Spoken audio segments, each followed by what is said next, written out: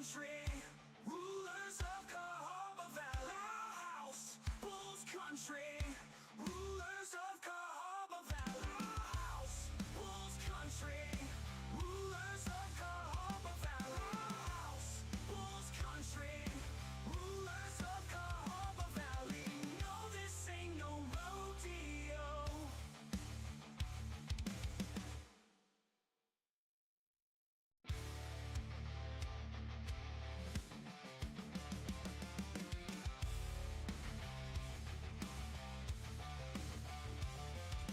Over the mountain, Vulcan on the right.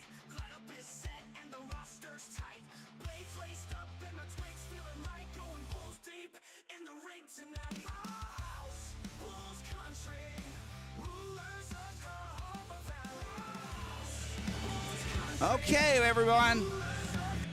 The math may be complicated, but for the Birmingham Bulls, it boils down to this. Just win. Just win. There's only 3 games remaining, including tonight, before the real season begins in April. Playoffs. Birmingham finds itself in a street fight right now for the right to have home ice advantage in the first round of those playoffs. In fact, as Greg Drevany has been saying at least for 2 weeks, the playoffs in earnest have really already begun for the Birmingham Bulls. The opponent last night and tonight is Fayetteville, and when the playoffs begin, it'll be Fayetteville as well. Hockey is great in November, October, December, anytime, but these are the times when passionate hockey fans, we live for these times that we're in right now. After last night's 2-1 shootout win for the Birmingham Bulls, we find ourselves in 4th place, the last home ice advantage spot in the first round. But Fayetteville does have a game in hand on the Bulls, and that'll be played tomorrow afternoon in Roanoke. Depending on the outcome for tonight's game, that game could either solidify the 4th spot for the Bulls or send us into the final weekend of the regular season in a dead heat with Fayetteville. For what it's worth, the Bulls end the season against a team that is a matchup nightmare in Evansville, and it has been for 2 years, while Fayetteville ends the season with a pair of games against Pensacola last in the SPHL and definitely out of the playoffs. Greg, at the end of the day, both these teams are already in the playoffs. It's just a matter of where game 1 will be played, and if game 3 will be played, where that one will be. But with these 2 games this weekend against Fayetteville, along with what will be at least 3 more in the playoffs, again, or two or three more in the playoffs, there's going to be a lot of anger, there's going to be some frustrations, a lot of despise, and sometimes just flat-out hatred develops when you see so much of another team, especially with so much on the line. So, you've been in these situations before. Got a little bit chippy last night, not a lot chippy, but a little. What's going to happen tonight and from here on out between these 2 teams? Well, Jody, I think you're just going to see a dogfight right from the drop of the puck for 60 minutes because, like I said, this game right now, and you can look at projections and you can look at numbers and all those different things, but for the Birmingham Bulls having that home ice advantage in the first round, and then even looking beyond that, and if you want to play devil's advocate here, so to speak, think about this, Jody. If we started the playoffs, we say we started it tonight, and you have Peoria versus Quad, you have Huntsville versus Evansville, you have Roanoke versus Knoxville, Birmingham versus Fayetteville.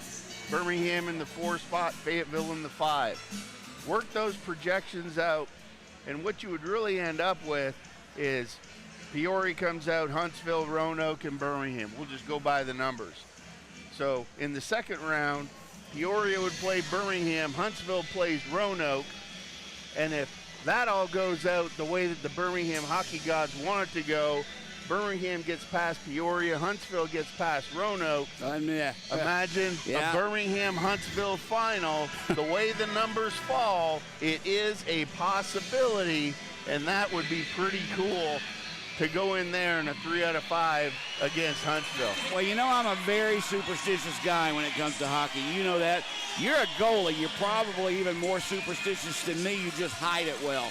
You're not telling me or showing these things. When you say and do things like that, it gives me the boo-boo jeebies. It makes me say, oh, God, he's touching the cup. He's touching the money. We shouldn't be talking about anything except this game coming up tonight.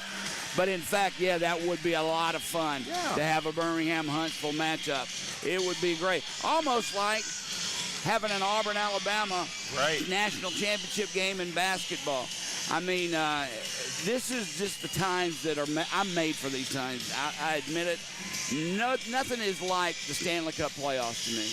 But to be involved with it, even at this level, at the SPHL, it's suspenseful. It's intriguing. It's fun. It's dynamic. It's everything you want it to be if you're a sports fan. There's no sport like hockey anyway, but we get to be a part of it at this small stage. It's just a lot of fun. Absolutely. All right, tonight, Fayetteville comes into town for the second game in 2 nights. Last night, we escaped. I don't know if that's the right adjective I'm looking for, the right word. We got away with a 2-1 win when, to be honest with you, Greg, there were a couple of places or a couple of times in that game where it almost didn't work. One of the main ones that I'll never forget is Hayden Stewart coming 20, 25, 30 foot out of his net as the game was tied into overtime, and you knew, and we even talked about it, he had to do it or else wind up face a breakaway. That was his instincts kicking in. He went out and did it and still made a miraculous save. As the puck bounced in the corner, he's diving across the crease to keep us alive. And then the goal that Fayetteville scored should have never been scored. It had nothing to do with Hayden Stewart. A defensive lapse. Yep. And usually that's what happens. Enabled a Fayetteville defender or a Fayetteville player, Dalton Hunter, to come in all alone, and he buried the shot. So I guess what I'm getting at with you, and I asked Coach Simchuk about this in the pregame interview as well, do you start gripping your stick more tightly knowing that one mistake could be the end, one mistake could cause something terrible to happen, or do you just play it like your rear end's on fire and play like you would any other game? It's hard to do that, though, isn't it? Yeah, I think from a standpoint, that's where your coaching staff comes in, Jody. You've got Coach Simchuk and Coach Kern. They've both been there before. You know what I mean? They both played in big games and championships and playoffs and the whole 9 yards. And I think that's the message to the players is, guys, do not grip your stick tighter. You know what I mean? It's easier to talk about and harder to do. However, that is one thing that you want to do, especially like what we're seeing right now. It's defensive hockey, and you have to have defense to win in the playoffs. So that's what I like about the Bulls. They're playing very good, very aggressive, man-to-man on their defense. And we saw the only goal that they gave up last night was just on a blown back check by their F1 forward. And, hey, it happens. But if there's a message coming out of that, I'm pointing that out in video and saying, guys, don't be this guy, because it only takes 1 second of letting up and the puck's in the back of your net and your whole season's down the toilet. Birmingham's a good hockey team. So is everybody else in this league. Maybe with the exception of Pensacola. Both of these teams get paid money to do this. They're professionals, so they are good at it. One small mistake can really cost you, though. I can remember playing baseball back in my younger days, and you're up at the plate. You got that bat in your hands. There's a runner on second base. There's 2 outs, and you got a strike on you.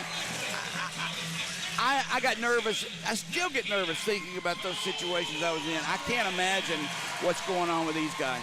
Jody, I heard a bad rumor in the pregame walking around the rink earlier. I just want to know, like, so everybody gets the idea of what kind of level of baseball we're talking about. Is it true that you played against Bo Jackson? Yes, I did. And he embarrassed me to this day. I still think about how much that man embarrassed me. High school senior, Pinson Valley versus McAdory. This guy, Bo Jackson, gets up to plate, hits a line drive, one hopper. I go to my left in center field to get it, just like any other body would, and I didn't lollygag. I went over and got it.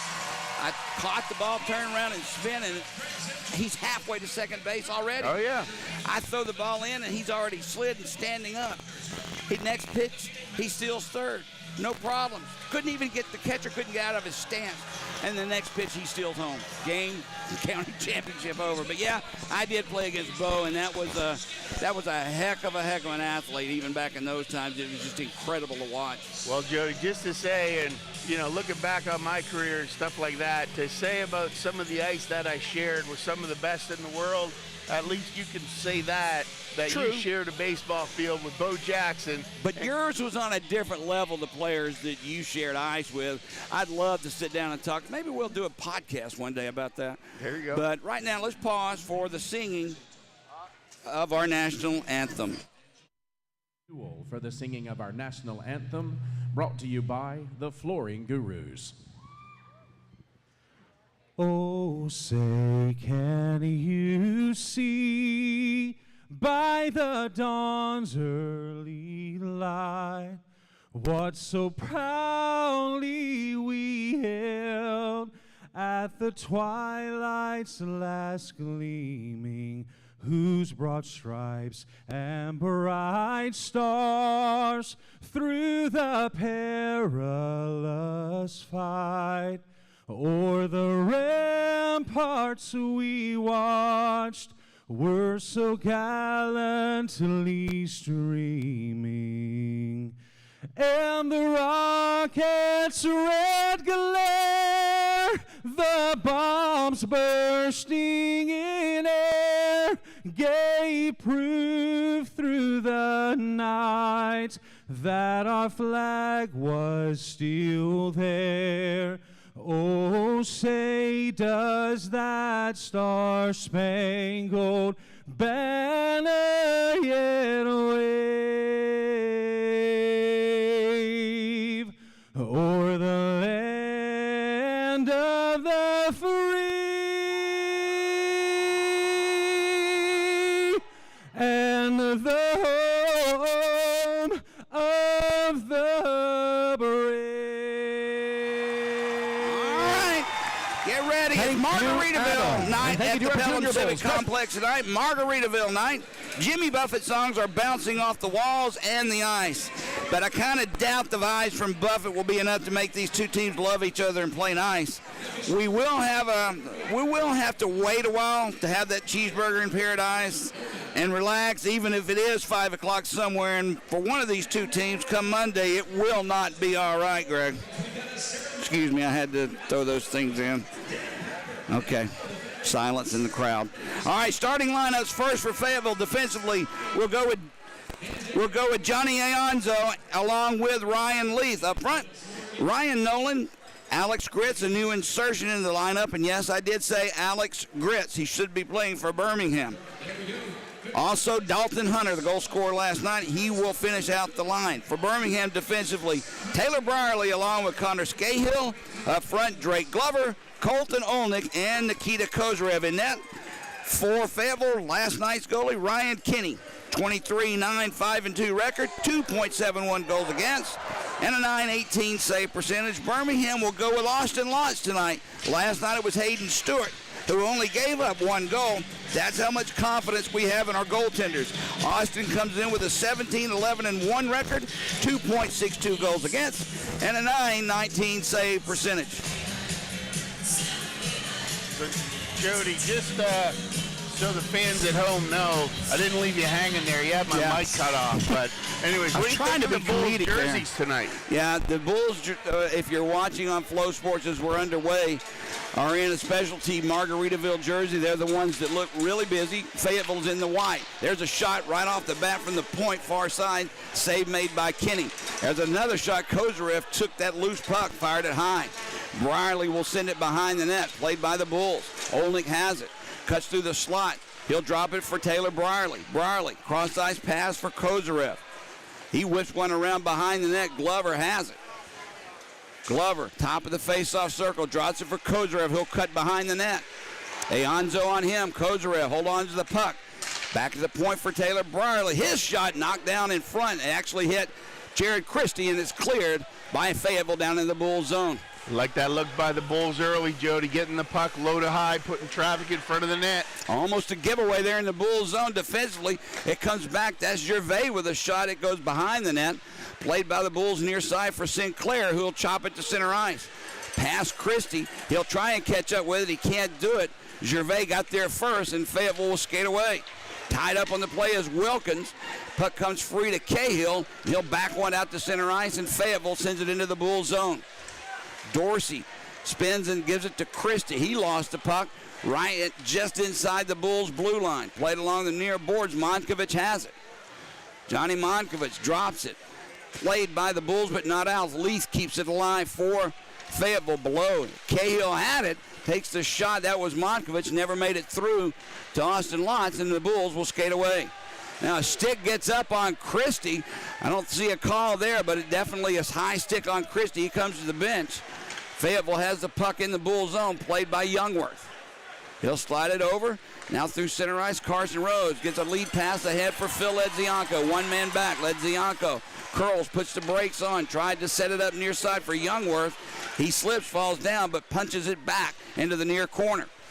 Played there by Kip Ledzianko. Thankfully, back on the ice tonight after what looked like a scary injury last night, but he's still back and he's playing tonight.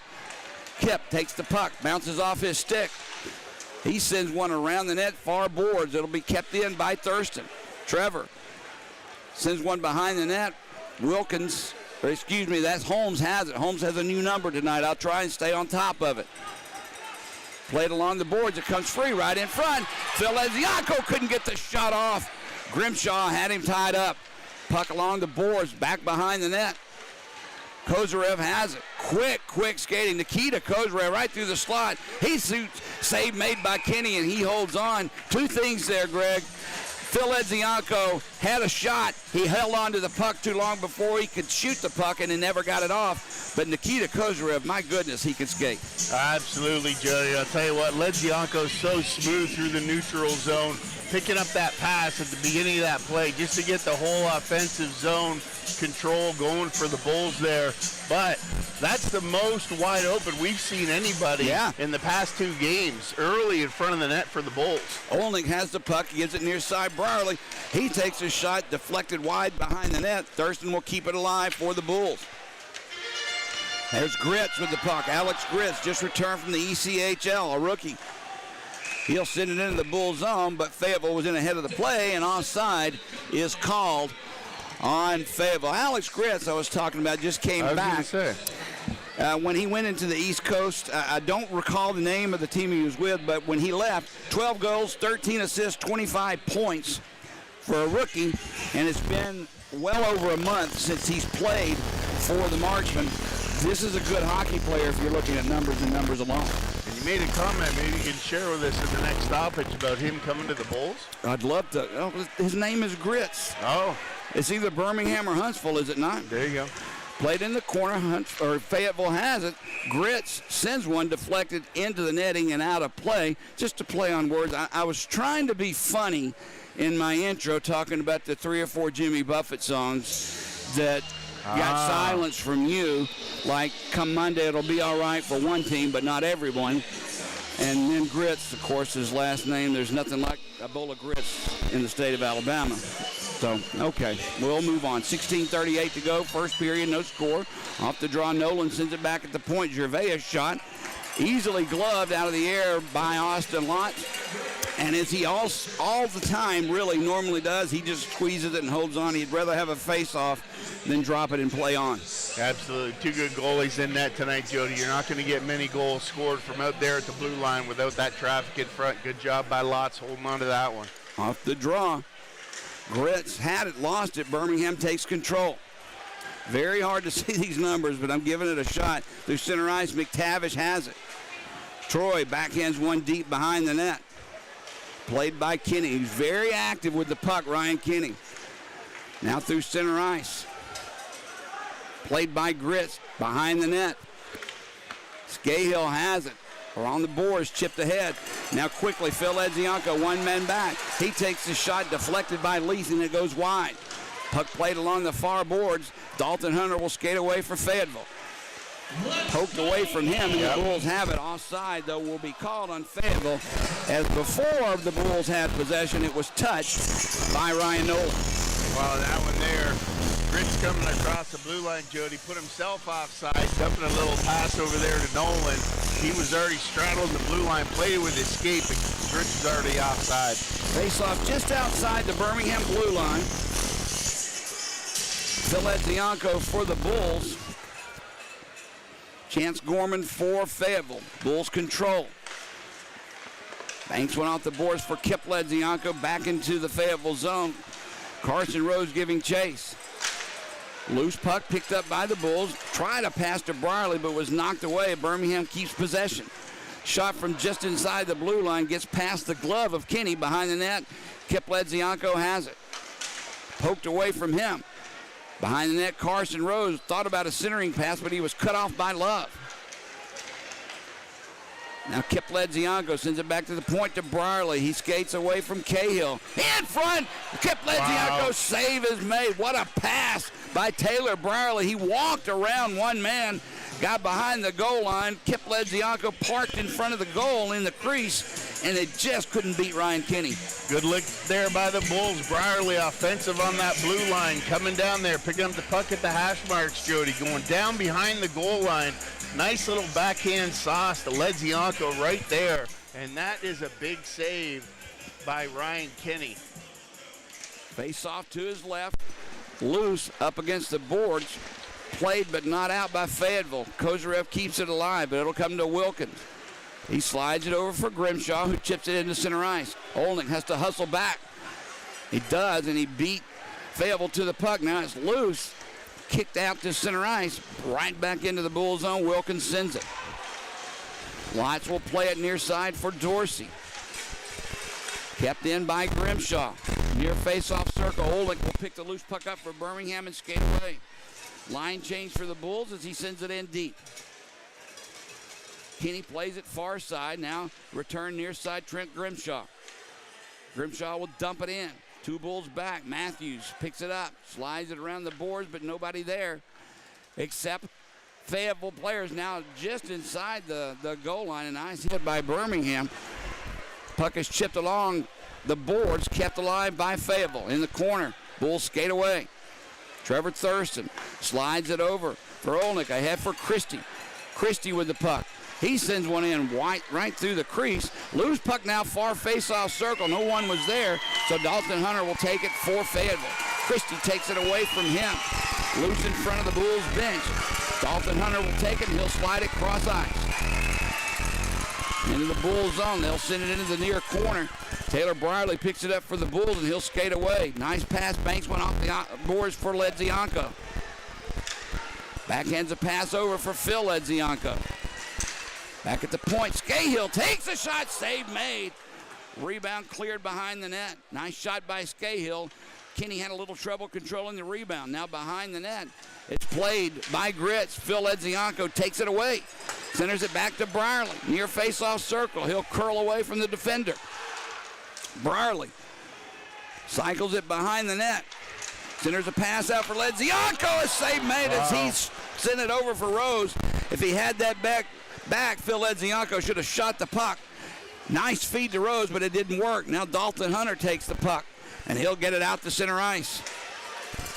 Action is hot and heavy right now. Very little stoppages of play as it's played by Ryan Kinney behind his own net. Bulls keep it alive. Sent it right back in. Glover takes his men out, and the puck comes free for Kozarev. Nikita gets around one, backhand save, rebound again. Kinney with the save off the stick of Glover. Olnick with it. He'll drop it to Glover. Birmingham buzzing right now. Olnick couldn't get a shot off, and it was taken away, and back comes Cahill through center ice for Fayetteville. He'll try and get around Matthews. He can't. Tied up along the near boards. Back at the point, it's played for Wilkins. His shot goes wide. Gervais has it for Fayetteville in the far corner. Dorsey tried to take it away. He can't do it. It's tied up behind the net. Cahill has it for Gervais. Puck comes free, and it's taken by Olnick, who'll send out. McTavish, two men back. He can't get around one. He did the other. Now loose puck along the far boards, played by Cahill. Birmingham behind the net takes the puck away. Now that on that play, it was really tied up there. Gervais manhandling his opponent. Puck comes free to the near boards. Jared Christie keeps it alive for the Bulls. Gervais as well. Fighting for control just at that Zamboni entrance. Played back for Youngworth. There's a shot by Kip Ledzianko, kind of fanned on it. Didn't get all of it, but he did manage to keep it alive. Puck played into the near corner. Fayetteville tries to just lift it out. He can't. Sinclair with a good job just spins and sends it right back behind Ryan Kenny. I like that play by Tavish there, just cross dumping it. When you don't have any play, don't take any chances up the middle. Just keep the puck deep. Now, I believe that was Phil Ledzianko took a stick. That's the second one where an errant stick has clipped a Birmingham Bulls player in the face. He'll come to the bench and get some help. Now, 2-on-1 the other way. Glover is in the middle of the ice. There's a shot, just trickles wide off the stick of Carson Rose. He had Glover's there as well in the slot, took the shot. Kenny made the save. Loose puck along the near boards. Taken away, and Trent Grimshaw will skate away for Fayetteville. He can't get past Kozarev, and the loose puck picked up by Brierly. 10.5 to go, first period, no score. Played along the far boards. Lambert sets it up, and back comes Fayetteville. Dalton Hunter, far side. Played for Grits. He sends one around near side for Ryan Nolan, who has the puck. Nolan sends it into the corner. Played by Grits. Sinclair on him. Puck escapes the zone, and Birmingham has it. Olnick will just lift it gingerly back into the Fayetteville zone. Birmingham will change lines. Lambert with the puck. Long head-manning pass. Connects. Dalton Hunter in front, looking for a deflection. It missed. It was there, but they just missed, and McTavish picks the loose puck up, brings it all the way in, backhands one through the crease as he was tied up defensively. And back comes Nolan the other way. Ryan Nolan back into the Bull zone. Action just up and down, end to end. No stoppages now. A loose puck as a Fayetteville player goes down. I believe they're going to get Phil Ledzianko or Thurston. But the first whistle of the game will result in a power play for Fayetteville as Phil Ledzianko will be escorted off for the trip. I was going to say, Jody, that was at least a 6 or 7 minute run there without a whistle. And you talked about the speed of the game last night, and you're seeing it again tonight. Just end-to-end action, not many whistles, and I don't know about that one. I'd like to see that one again because I didn't really think anybody was really that close to Fayetteville. Well, he went down, but I, to be quite honest with you, full disclosure, I didn't see how and why he went down. I can tell you this, Birmingham's power or penalty kill at home is putrid. 65% success rate on penalty kill. That means 35% of all power play attempts at home against Birmingham result in a goal for the opposing team. On the road, Fayetteville not much better, 13% success rate on the power play. This will be the first power play of the night for either team. 9:35 to go here in the first and no score. Well, Jody, I'm not a statistician or, mathematics major by any means, but by those numbers, technically Birmingham's penalty kill is 3 times better than Fayetteville's power play. No, come on. You got to be better than allowing goals 35% of the power plays against. You got to be better. I see you smiling. I know what you're trying. You're trying to poke the bear is what you're trying to do. Off the draw as we begin the power play, played behind the net. Ryan Romeo takes it and sends it out down the ice. 9:20 to go, first period. Birmingham out shooting Fayetteville 8-1, and every one of those shots are true. But as Fayetteville begins the power play, things will probably even out. Nolan had it poke checked away from him. Now it's loose, picked up by Carson Rose. One man back, that's Leith. Poked away from him, and back come the other way comes Nolan. Ryan Nolan. Can't get past Sinclair. Now it's loose, picked up by Wilkins. Cross-eyes pass. Look out, Monkovich with a shot. That one save is made, almost deflected in. Wilkins has it. Sets it up for Grits. Far side, Monkovich. His shot whistles wide. Rebound comes all the way out to the blue line. Chipped ahead. That's Sinclair. He has to get up 2-on-1 if he can hurry. Over to Olnick. Just lost his footing, and Monkovich takes that pass away. Greg, we were there. Could have been a 3-on-1 shorthand. Now back into the Bull zone. Blocker save made by Austin Lotz. Puck loose along the far wall. Kept alive by Fayetteville. Wilkins into the near corner with the puck. Played by Cahill. Back out to Monkovich. We're down to 35 seconds of power play time remaining for Fayetteville. There's Wilkins, a shot and score as Kyler hit right in front of the net. I don't know if he got a piece of it or not, but nonetheless, That's a power play goal for Fayetteville, and they'll take a 1-0 lead. Well, and that's what happens, Jody, when you load up and you're on the penalty kill. Where the Bulls had a lot of success last night was making sure they had all their guys back when Fayetteville came and crossed across the blue line, and that's where that little dipsy-do by McTavish there, falling down, jumping another guy into the play and having a 3-on-1. When they don't get that puck deep, that means you've got a 4-on-1 going the other way. So easy access for Fayetteville, and they made no mistake on that one.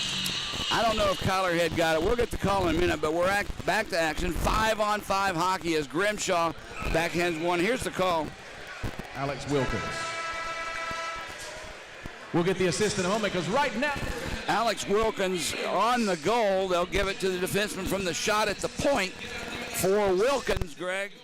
That will be his third goal of the year. And again, Birmingham just having all kinds of problems penalty killing. This is the truth. Well, not much you can do there because they did have, I don't know if it was Hunter or Gritz, but one of those guys, a big tall guy right in front of Kyler Head. Right in front of it was? yeah. Kyler Head, yeah. Well, once again, 6'3", 6'4", and he's standing there really hard on those long shots, Jody, for a goalie to make that save and look around and see it. Not much Austin Lotz could do on that. I spoke with Craig Simchuk about this yesterday, about how I was really discouraged to see how close some of these defending or opponents were getting to our goaltenders, both Hayden Stewart and Austin Lotz, tapping their pads as they covered up and freezing the puck, trying to knock it free. Again, I don't know exactly what it should take, but you were a goaltender. You've got to clear the crease so your goaltender can see, no? Oh, that's boxing them out. That's one of those things that's tough on the penalty kill when you're down a guy, because you have to, pick your poison, so to speak. And are you going to have one guy on that guy in front of the net and box him out? Then that turns it into a 4-on-3. And for the Bulls on that one, they just didn't work out. And good job on the screen, good shot from the point. They kept it simple. 1-0 Fayetteville. Power play goal for Fayetteville off the stick right now, they'll call it, on Alex Wilkins' goal, his third of the year. We still don't have the assist yet. We'll get those in a moment. Off the draw, Fayetteville has control. Here's the assist. number 5, Alex Wilkins. The assist, number 8, Caden Cahill, and number 23, Kyler Head. Goal scored So Cahill and Head on the assist. Kyler Head was the guy that's parked right in front of the crease. And as you can see, he's out on the ice now. He's head and shoulders literally above everybody else. All right, 7:50 to go. 1-0 Fayetteville. Face off in the Bull zone. Thurston tips it behind the net for Matthews, and Birmingham will try and spin it out. Kyler Head intercepts that clear. He'll send it in right to the near side. Rose tipped it to center ice. Ledzianko gets it out, but right onto the stick of Ryan Leith. Rose intercepts his pass. He'll have to get out because Ledzianko was in ahead of the play, and offside would have been called. Now Tyler Love takes the pass from Imhoff ahead to Nolan. It's off his stick. Thurston will slide it far side. Birmingham will try and turn it quickly. Olnick has the puck. He takes the shot, save, rebound, loose. Taken away by Fayetteville. No Birmingham Bull was close to that. Nice shot, and the rebound was there. Now it's back into the Bull zone that quickly. Near side, Dalton Hunter takes the shot, blocked in front. There's another one. Gritz took the shot, save made this time by Lotz, and he'll cover it up. This is just back and forth, Greg. It is, and that's, you see it at both ends, Jody. Fayetteville D dropping down, blocking shots. You got Dorsey on that one, blocked the first shot, rebound comes out off him. They steer another one in on Lotz, he covers it up, no rebound. Both goalies playing extremely well, very good gloves. Up in the blocker area on Kenny and down low on his pads. Alex Gritz on the draw, controls Hunter, slid it over for Nolan. He couldn't get a good shot off. Now he does after that spin move. Lotz makes the save and Birmingham clears. Glover knocks it away, one-on-one. Glover coming in alone. He's lifted it just over the net, over the crossbar. He was there, Greg, just couldn't get it under the crossbar. Right off the heel of his stick. Dalton Hunter through center ice. Sends it over for Gritz. Brierly on him, so he'll send it near side. Return for Hunter. Hunter's shot never made it through to Lotz, and back comes Jared Christie the other way. It's poked away from him easily. Sinclair sends it in on the loose puck. 6:15 to go. Fayetteville leads Birmingham 1-0. Loose puck taken by the Bulls. Christie, he lost it to Cahill, and Fayetteville will send it right back in. Near side, back at the point. Wilkins plays it behind the net for Cahill. In front, Monkovich's shot. That one goes wide, or it blocked in front basically, and Christie will clear. Picked up by Leith, and Fayetteville will start the play. 5:40 to go. Cahill with the puck just inside the blue line. He'll just send it in. Monkovich chase. Puck comes free into the far corner, and Ryan Leith keeps it alive for Fayetteville. Now Carson Rose tries to dig it out and does. Carson goes behind his own net. He passed it right through the slot off the stick of Phil Edzianko. Luckily for Birmingham, they'll maintain possession as Kyler Matthews has it. Now is the whistle blown? The crowd got loud, very loud. All of a sudden, the play just stopped at center ice. I didn't hear a whistle, did you? I guess they're calling offside, but that... McGlover's questioning why. Nobody really heard a whistle, but the play stopped. That's odd. All right, face-off just outside the Bulls' blue line. Olnick for Bulls. Emhoff controls and wins it for Fayetteville. Wilkins, the goal scorer, sends it behind the net. Kyler Matthews has it. He slides it up the boards, but not out. Kept in by Fayetteville. Emhoff has it. He's hit by Thurston, but hangs on to the puck. Slides it behind the net for Grimshaw. There's a shot by Emhoff off the pass. That one goes high and wide and out into center ice. Now Alex Wilkins tends it right back in. This one into the netting and really into the stands. It missed the netting. So a face-off will come at center ice with 4:49 to go here in the first period. We'll have our last media timeout of this period. Of course, this may actually be the second time we've had a media timeout. There's been such good action back and forth. Right. Just looking at this period, Jody, and breaking it down, I think that for the first 10 minutes, the Bulls definitely controlled the game. And if it wasn't for that penalty kill and giving up that goal, now you can see that Fayetteville is starting to get back to how they started last night, where they're getting across the red line, they're just dumping the puck deep, they're kind of playing that dump and chase game, where in the beginning of the game they weren't really playing it, and that was opening up a lot of offensive potential for the Birmingham Bulls. Fayetteville, for if you care, has a record of 16-4-1 when they score first. Still early on in this game, anything can happen, but let me ask you about this dump and chase style. Now that they've got a lead, or at least the beginning of it, do you think they're just waiting for Birmingham to make a mistake or two and just put the puck on their stick in their own zone? Well, it changes up how much you open up that defensive side, because coming in last night, losing 2-1 in the shootout, then you're coming out tonight and you're trying to press early, which didn't happen for them. The Bulls took advantage of that, winning the one-on-one puck battles, sending it down, a lot of two-on-ones, a lot of opportunities, but they just couldn't convert. All right, face-off at center ice. McGregor Sinclair for Birmingham. Alex Gritz for Fayetteville. Still waiting. 4:48 to go, first period. I'm not sure why we were waiting so long, but finally the puck has dropped, and Romeo will whip it around the boards down into the Fayetteville zone. Played by Love. He's tied up. Loose puck in front. Sinclair had a whack at it, but it goes wide. Now along the far boards, Christie had it.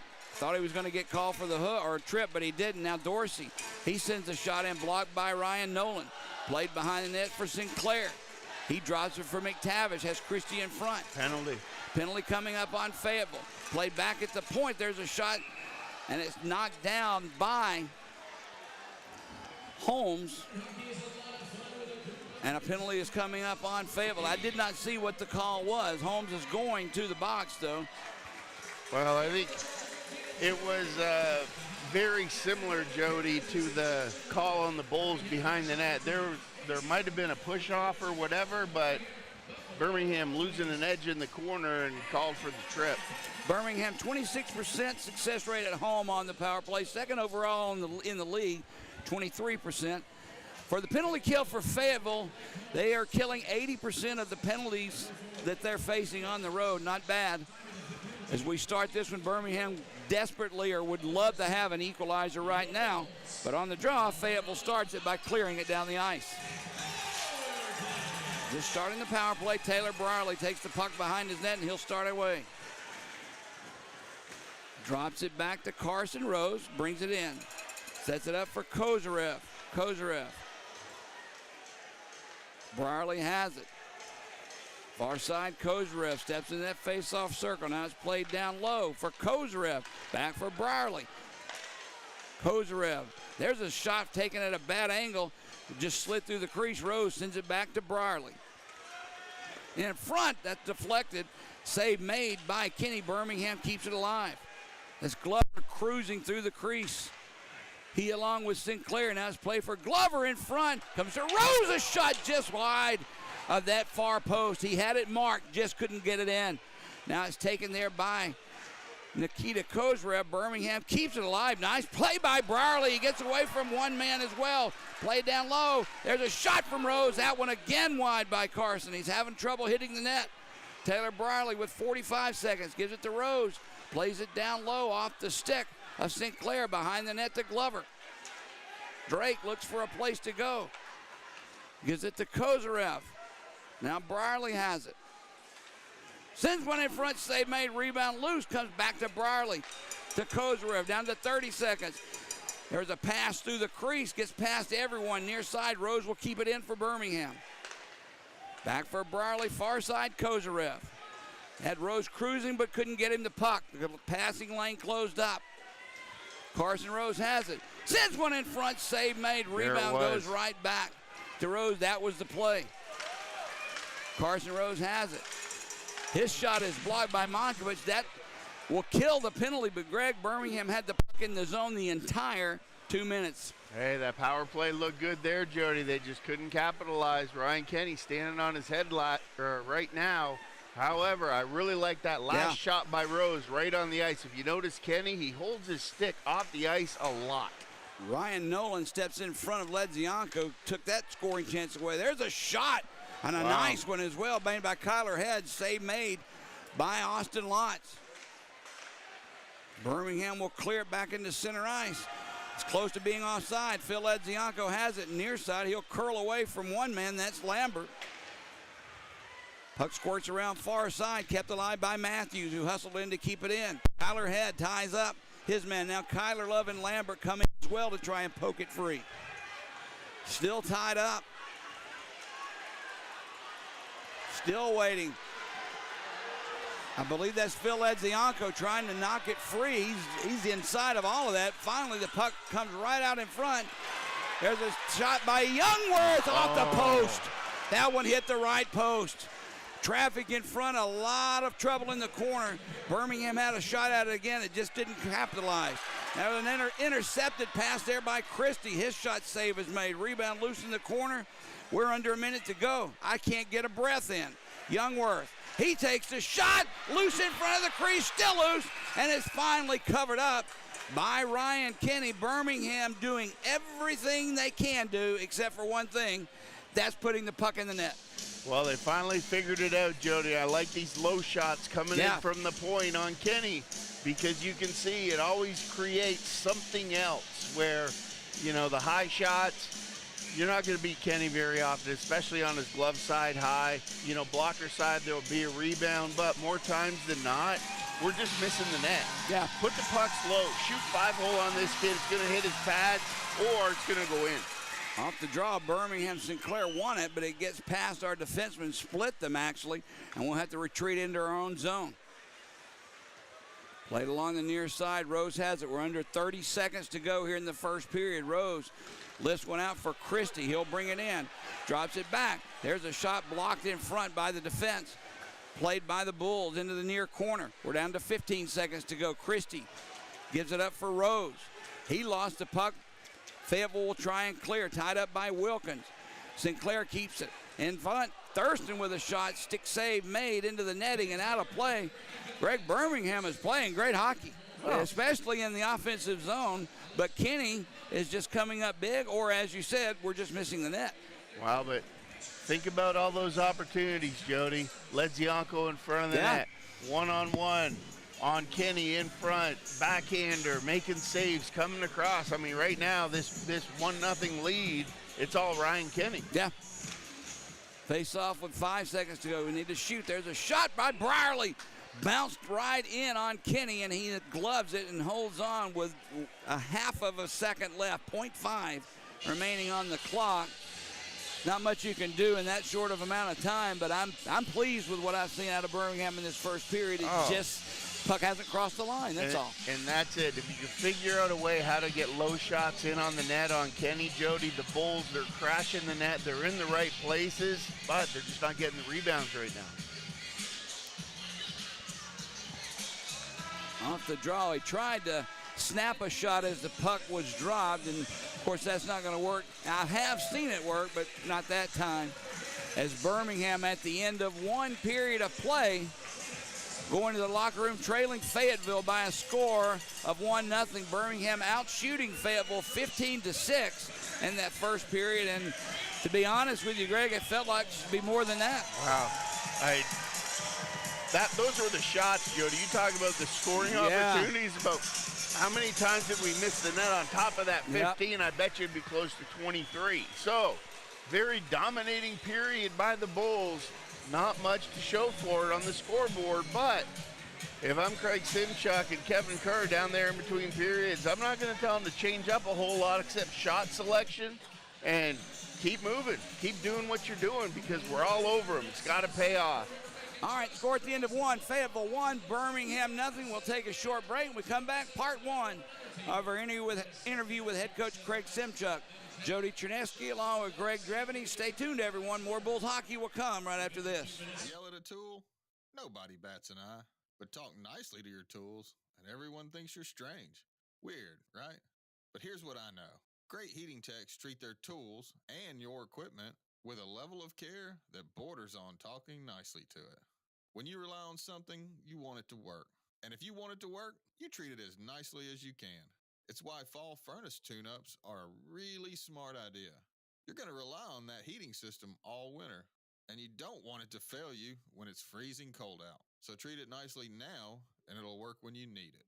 Problem is, most heating companies in Birmingham don't do the deep cleaning and maintenance you'd assume comes with a tune-up.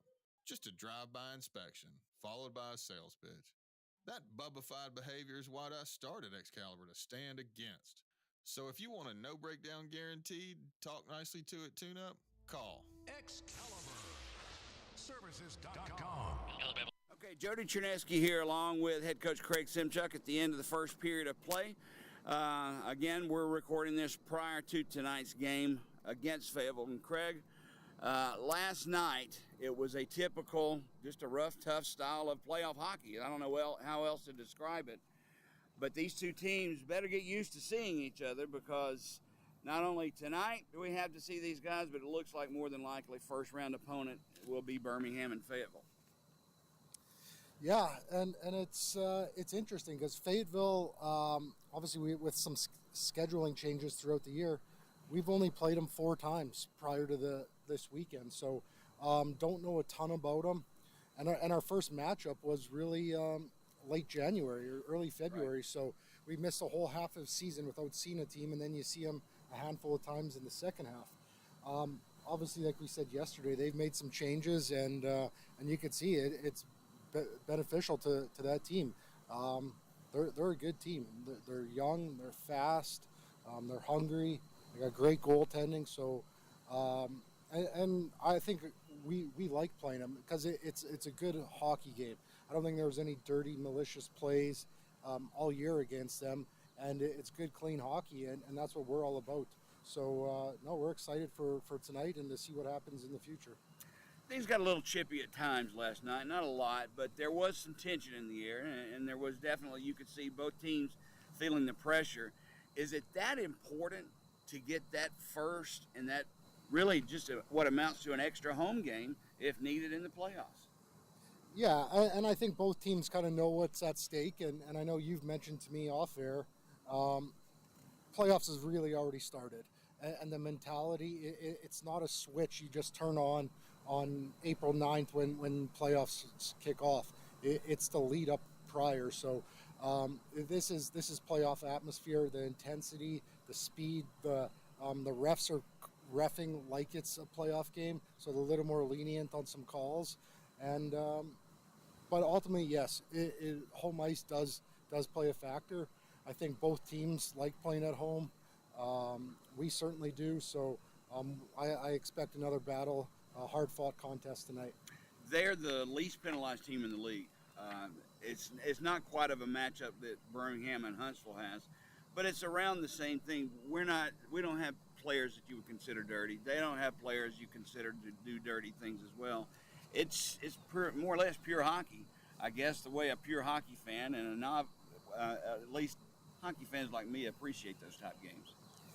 Yeah, no, and that's exactly it. I mean, if you look at the penalties yesterday, it was 3-1, and one was a too many men call. So there's not a lot of stick. There's not a lot after the whistle, because teams know the importance of putting their opponent on the power play, and you want to keep it even, and you want to keep it 5-on-5 as much as possible.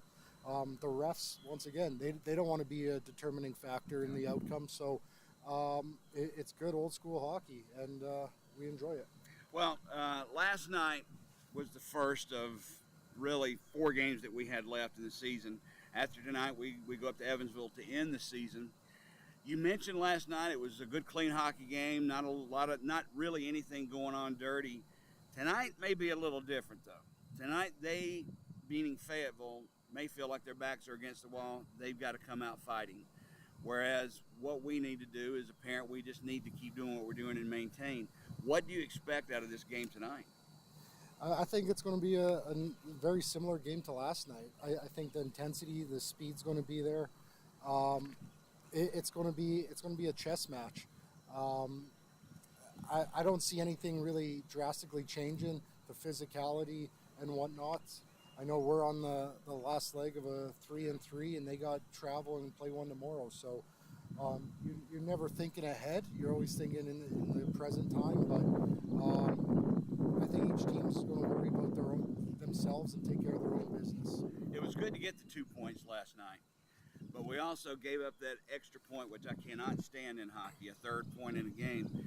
So we put some distance between Fayetteville and ourselves in 4th and 5th place, just not as much as we wanted to. Yeah, exactly, and especially leading up to playoffs and the point system and the standings, the 3-point games definitely have an impact. And but once again, we're fortunate to come out on top in a shootout.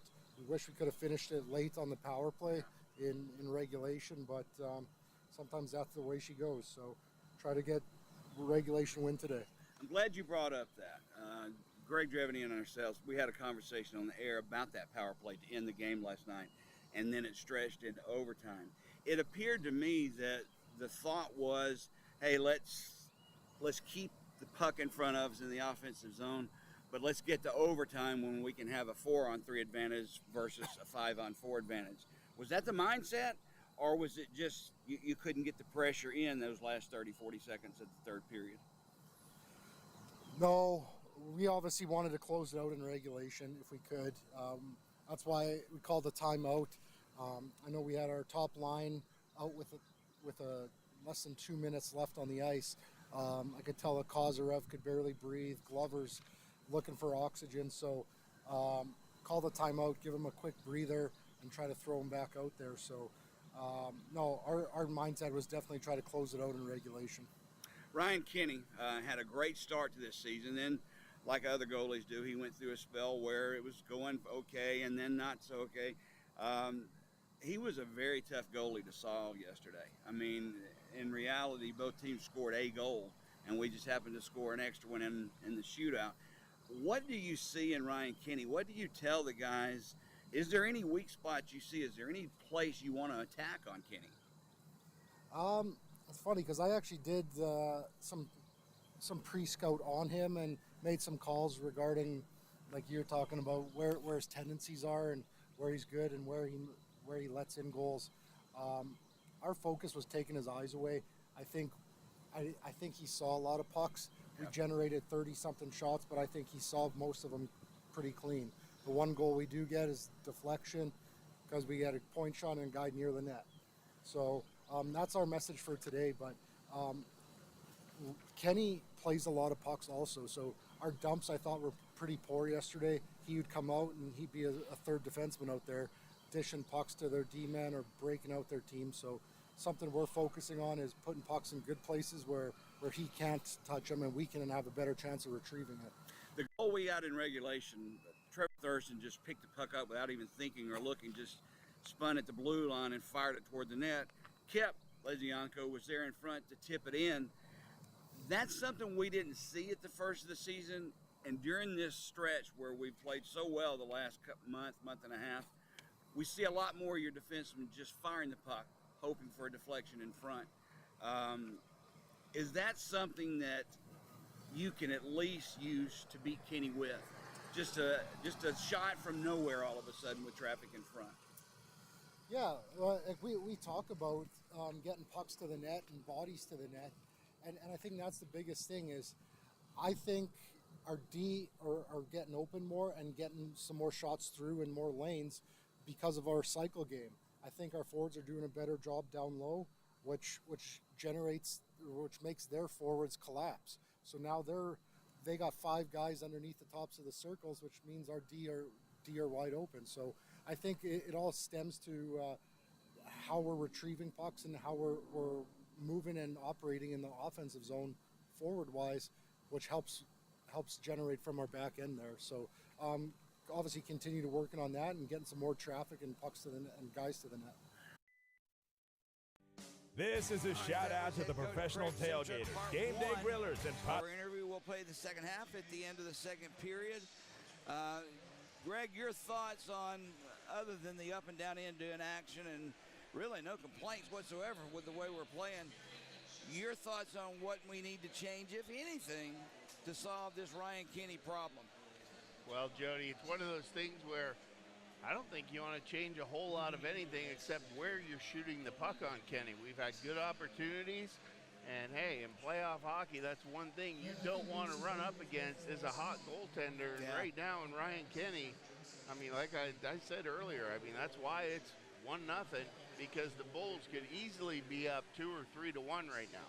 All right, we'll take a break. When we come back, Greg will update us on what's going on around the league and whatever else he wants to discuss with you. How's that?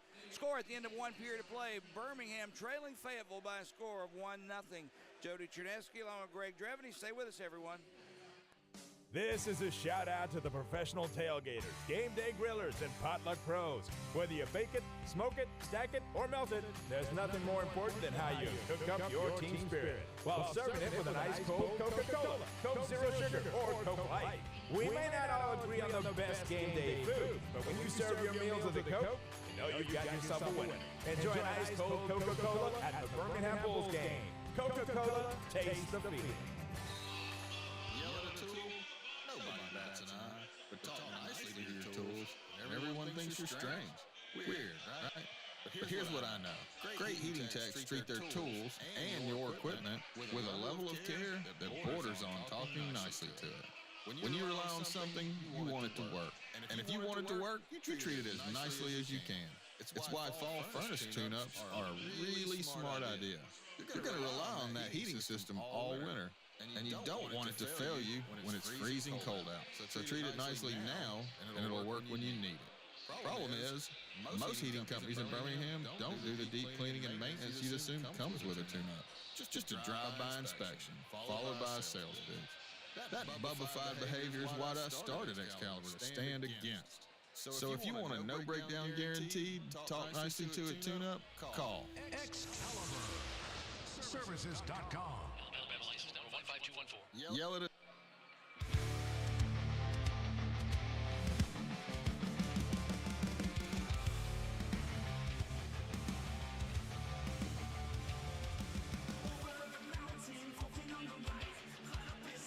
All right, Bulls fans, lots of action around the SPHL tonight. A little bit of deja vu going on in Roanoke. Macon and Roanoke tied 4-4 going into the third period. In Huntsville, the Havoc are up 1-0 over Evansville. Here in Birmingham, Fayetteville up 1-0 over the Bulls on a power play goal. And much thanks to Ryan Kenny, who's having a heck of a night in net tonight for Fayetteville. Quad City at home versus Knoxville. They're up 3-0 at the end of the first period. And Peoria at home against Pensacola. They're up 1-0 with a minute and a half left in the first period. So we'll keep everybody updated as we go forward, and we will continue here in Pelham with the second period with Jody Terneski on the call in about 4 minutes. Stay tuned, folks. Here we come.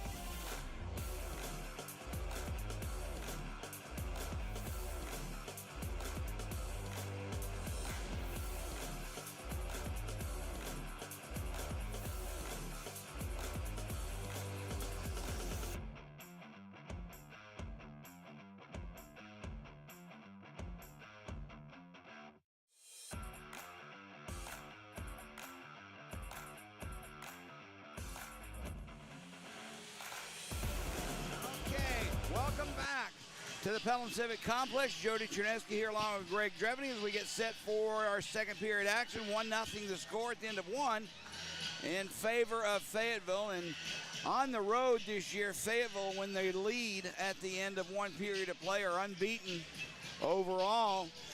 When Fayetteville has a lead after one, they're 13-1-1. Conversely, when Birmingham is trailing at the end of one, a record is 4-11-1. What does that mean? It means 4 times we came back and we can do it again. This game is, to me, Greg, it's as even can be. The only difference is just one puck went in, and for Birmingham, several did not. All right. Both teams back on their ice, are getting back to set, at least for action. I noticed a score, Greg, that kind of surprised me. Roanoke and Macon tied at 4. Roanoke is so much better than Macon. Macon is not giving up, even though they're basically out of the playoffs. But it seems like Roanoke has just went south right after they dropped 2 here in Birmingham a couple of weeks ago. Well, we talked about that in between the intermission, Jody, when we went around the SPHL, and it was like deja vu where in Roanoke, and that's even more surprising. But we know Roanoke has the firepower, but that'll definitely be something that the other teams will want to look at going into the playoffs after next weekend, how to play Roanoke, because Macon has definitely figured something out, scoring 4 in back-to-back nights in Roanoke. That's hard to do. Well, you can peak at the right time. I guess you can go into a valley at the wrong time as well. I don't know if that's what's happening to Roanoke. I'm more concerned to what's happening here as we get set. 40 more minutes of action here in this very important game for home ice advantage between Birmingham and Fayetteville, and we're underway. As Birmingham went into the Fayetteville zone behind the goal line, McTavish ties up Love, gets the puck's poked free. There's Kozarev. He takes a shot. Pad save, blocker save, that is, made by Kenny, and the rebound comes back along the near boards. Glover keeps it alive for the moment, but it does clear, and Scahill pops it right back in. Line change for the Bulls. 30-second shifts here. That's something to keep an eye on for Birmingham. Now the puck is played near side in their own zone. Jamie Dorsey gets it ahead for McGregor Sinclair. Sinclair brings it in and taps one behind the net. Didn't get all the way to McTavish, but Christie steps in front of Gervais to take it. Now McTavish comes in. He's tied up by Wilkins. Loose under all of those players. Christie has it. Jared Christie. He lost control of the puck, and it's sent back by Monkovich back into the Bull zone. Cahill plays it in deep. Tried to hook up for Christie. It gets past him, but all the way in front of the Bulls bench. McTavish has it, and he'll send it in deep. Another line change for the Bulls. There's Monkovich. He had it for a moment. It just jumped off his stick. Kip Ledzianko takes it for Birmingham. He'll drop it back on his defense. Now at the center ice stripe, Birmingham pokes it in. Kip Ledzianko has it. Centers a pass for his brother. Net didn't take the shot, and Youngworth slips one back behind the goal line. Monkovich takes it there in the near corner. He'll cut behind his own net.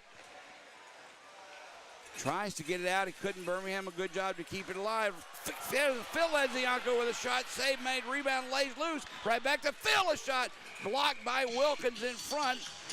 And another couple of good scoring chances, this time from Phil Ledzianko. And again, the same result. Ryan Kinney wins the duel. Well, you can see it though, Jody. The Bulls shot selection has definitely changed from the first period. They're coming in. The first shot, Kinney on his blocker throws out a rebound. There's chaos in front. And on that exchange right there, the puck drops down. Good low shots. And there's all kinds of action right in front as Kinney struggles with those rebounds low. Off the draw, Brierly gives it up near side. That's Kozarev. There's a nice pass for Matthews in front. That one just could not get the shot off, and the puck comes free to Ryan Leith behind his own net for Fayetteville. He drops it for Cahill. Glover on him. Now Emhoff slides it far side for Gervais, and back comes Fayetteville. That puck is knocked down by Kozarev, who will have to hustle into the near corner. He catches up with it. He goes down, tried to slide it over for Olnick, taken away by Fayetteville, and they'll clear through center ice. Kyler Head gets past Matthews. Hustling back is Brierly to make sure he got the puck before Head does. And Taylor will set up behind his own net. Taylor Brierly steps out in front. Off the near boards, far side, McTavish. He'll backhand one or send one into the near side, picked up by Fayetteville. Sinclair, a good job, keeps it alive. He'll send it around the boards. Love will play it, and he'll get it out. Cahill picks it up for the Bulls. Long pass through center ice, off the mark for McTavish. And this will be icing on Birmingham. I don't know, Greg.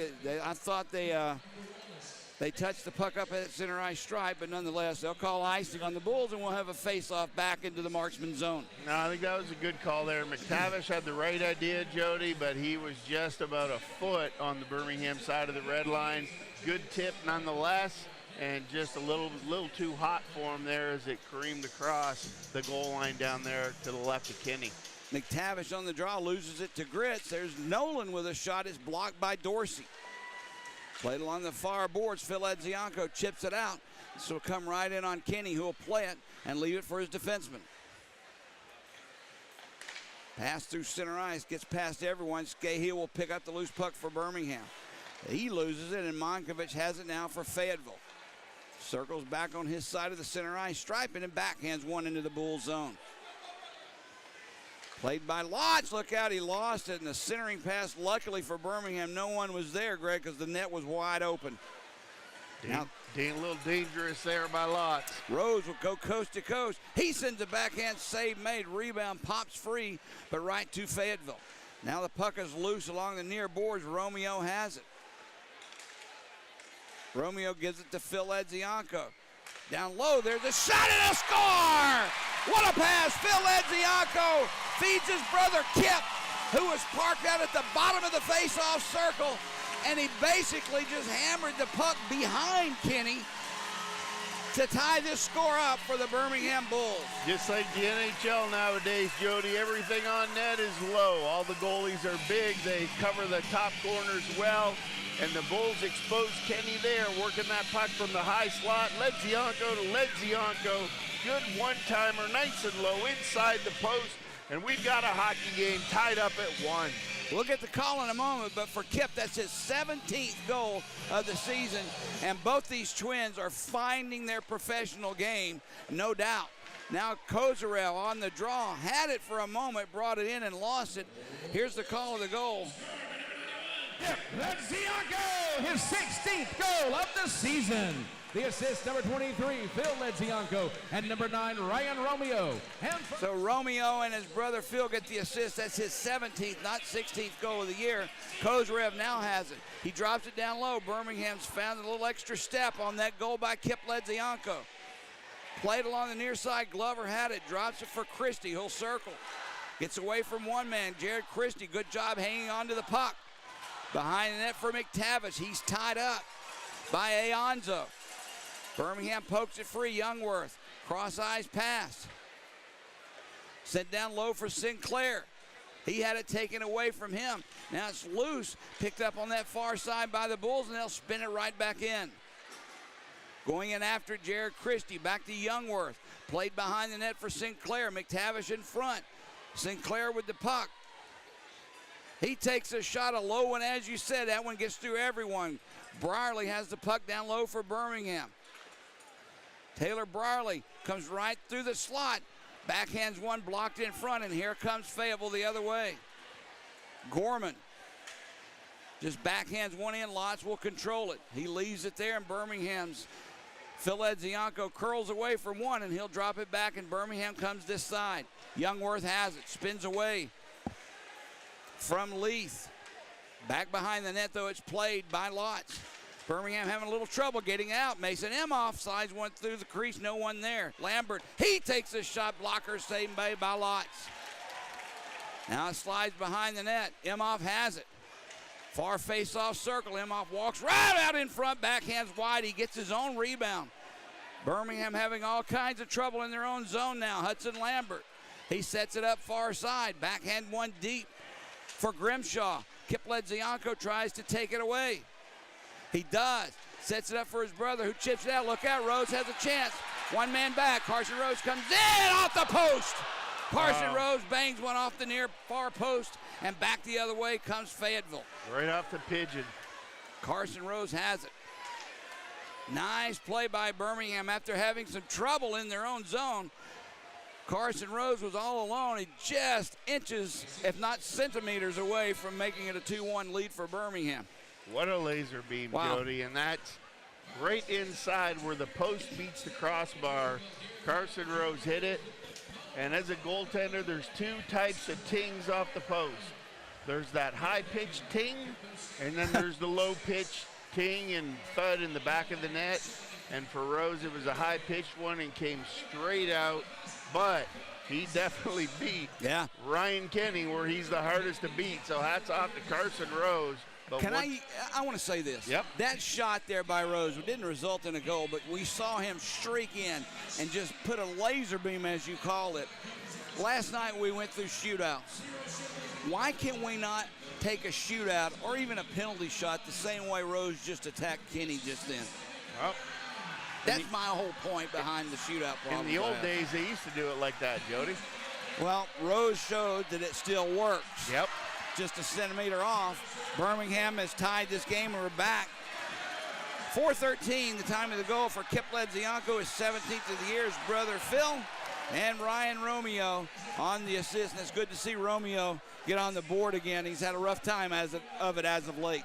Absolutely, and there's something else too, Jody. As a goaltender, it gets in your head when a team's shot selection changes and they're not shooting it where you're comfortable. And Kenny is very comfortable up high, but the Bulls right now, for the first 7 minutes, everything they put in on Kenny has been low, hard to handle stuff, and it's hard to get your rhythm as a goalie. Off the draw, loose in that face-off circle, kick back past Lambert. Kozarev tries to catch up with, but Ryan Leith gets there first. Otherwise, Kozarev is gone. Now it's played back into the Bull zone where Austin Lotz will set it up. Far side, Olnick chips it ahead to Kozarev. They watch Nikita, so he just dips it in. There's not much he could do. There was 2 men back. Played behind the net, Lambert sends it near side for Monkovich. Nice pass ahead to Alex Gritz, who gains his own. Gritz tried to set it up for Monkovich. He's just behind him a little bit as it was deflected. Monkovich has control. He tried to set it up. Birmingham takes it away, and here comes Olnick now through center ice. He'll dump it in. Birmingham will change lines. Holmes has it. Long pass ahead off the mark for Nolan. It gets past Austin Lotz as well. Picked up on the near side by McTavish. He sets it up for Romeo, who clears it to center ice. McTavish had a chance to poke it free, but he was tied up, knocked off the play, and back comes Fayetteville, far side. There's a shot, save made by Lotz. He looked behind him. I don't know if he thought the rebound was there or if he just missed, but save is made. It's picked up far side. There's Gorman with a shot blocked by Romeo, who's having a tough time of it. That one had to hurt. Holmes has it. Romeo still struggling to get his legs back under him. Puck comes free near side. Gorman slides it through the slot. Gorman now has it. Takes a shot, save made. Rebound loose. Wow. That one now just missed as right in front Fayetteville was parked. They just couldn't get it off, and the puck went far side. Now Gorman will bring it right back in for Fayetteville. He loses the puck as Rose takes it away. Carson Rose for Scahill. Now through center ice, the Bulls send it in. Rose has it. Around the boards it's played. Scahill pinching in, tried to keep it alive. He couldn't. Look out. Cahill had a chance to send Head away, but Birmingham takes the puck away. Sent in deep by Taylor Brierly. Played along the near corner. Picked up by Mason Emhoff right in front of his own net, but he gets the pass away, and Fayetteville sends it to the near corner in the Bull zone. Head takes it away from Brierly, but he loses the puck, and Birmingham's Kip Ledzianko just lifts one back into the Fayetteville zone. 10.5 to go, second period. Birmingham and Fayetteville tied at 1. Big hockey game tonight in Pelham. Now it's played along the far side, blocked in front. There's a shot by Kyler Head. It's 2 is blocked by the Bulls defense. Puck kept alive, though, by Fayetteville. Far side, Grimshaw has it. He's tied up. Puck comes free for Emhoff. It's off of his stick. Thurston had it, lost it. There's a shot, just goes wide from Kyler Head. He had it there, Greg. He just missed the net. Well, one of those ones where Thurston coming on that one, Jody, didn't realize there was a Fayetteville player right behind him. He went off, took 2 hands off his stick, tried to play it with one, and thought he was just going to coast up the far wall. But he got his pocket pick. Very dangerous there. Austin Lotz tracking that puck, stayed with it. Big save, or nonetheless, just wide, but Lotz was there and ready. 10 minutes to go here in the second period. We are right in the middle of this hockey game. Couldn't get any more even, or at least in the middle of it. Face off at center ice. Sinclair for Birmingham loses it, and it's played by Fayetteville in their own zone. The Bulls blue line, Grips tips it in. Played by Lotz. Lifted back into center ice. Bulls will give chase. Picked up first, though, by Wilkins. Banks one off the boards, but not out. Bulls keep it alive. McTavish with a shot gloved out of the air by Kenny, and he holds on. You're right, Greg. When that puck is elevated, he's all on top of it. Wow. He's ready, but when it's not, there's rebounds to be had. Well, and McTavish coming in there, I think he was looking low, Jody, and he got a good low shot off, but deflected up by the Fayetteville defenseman. And like you said, Kenny's not going to miss many of those, even if they change up speed or whatever. So far, so good for the Bulls. They're climbing back into this one, and this next 9 minutes and 35 seconds is going to be critical. Romeo still, he's skating around right now during this media timeout, trying to, I guess, stretch out what he blocked a shot, and you could definitely tell it got him good, and he's still trying to work it out. He'll be fine, I'm sure. If not, he would have already been in the locker room. Well, have you noticed in the last 2 weeks, Jody, no matter which team is coming in, and definitely from the Birmingham Bulls standpoint aside as well, with the extra emphasis put on defense, how many more block shots we're seeing game in and game out, Yeah. guys paying the price, where at the start of the year, there was a lot of that stuff. What You're right. I call the Olay. Yeah, You know what I mean? You're right. The shooting lane is there, but I'm going to stick my stick in there and hope maybe I can tap it away and go down for a breakaway. Sometimes that's a more dangerous play, though. You get that Right. stick in the shooting lane, and the puck squirts right up the stick, right into your face. Sometimes it's better to block the shot. 100%. All right, face off to the left of Ryan Kinney. McGregor Sinclair for Birmingham. And I believe that's Gritz for Fayetteville. It is. Back in his first game, Alex Gritz from the East Coast Hockey League. And he looks the part. He and Kyler Head have impressed me on this hockey team. Matthews has it. Sends one, deflected, score! Matthews with a shot right inside the blue line and an easy deflection. I say easy, but McTavish parked right out in front, got his stick on it, and it lifted into the upper portion. Troy McTavish with his family in attendance tonight and just met his brother, gives the Bulls a 2-1 lead. Beautiful, unconventional goal, Jody. Nothing fancy about that. McTavish paying the price, getting abused in front of the net. Nice little low shot. McTavish, little backhander, forehander through his legs, deflected it, and Kenny had no chance on that not one. at all. We'll get to call him the assist in a moment. That's 7th goal of the year for Troy McTavish. It's always nice when your family's here, too, to do that. Oh, Here's yeah. the call. Scored by number 18, Troy McTavish. His 7th goal of the season. The assist, number 74, Kyler Matthews. And number 39, McGregor Sinclair. And So Matthews and Sinclair on the assist to give the Bulls a 2-0 lead. Lambert loses it to Rose. There's a shot, just trickles wide. Now a pass out in front by Rose comes right to Fayetteville, and they'll clear. Birmingham getting the better of Fayetteville as we speak. Now the puck is loose at center ice, taken by Ryan Leith. He'll slide it over near side, up through center ice. Aonzo tips it in. Out of his net, Lotz leaves it for Brierly. Steps away from one man, Taylor will get it going. He lifts one into the near corner. Played there, Olnick was there along with Gervais, squirts free, and Fayetteville has it far side. Holding on to the stick there. Back comes Fayetteville through center ice into the Bull zone. It's played by Emhoff. Emhoff gets away from Brierly, takes a shot. It's blocked in front, and quickly comes Birmingham the other way. Drops it back for Scahill.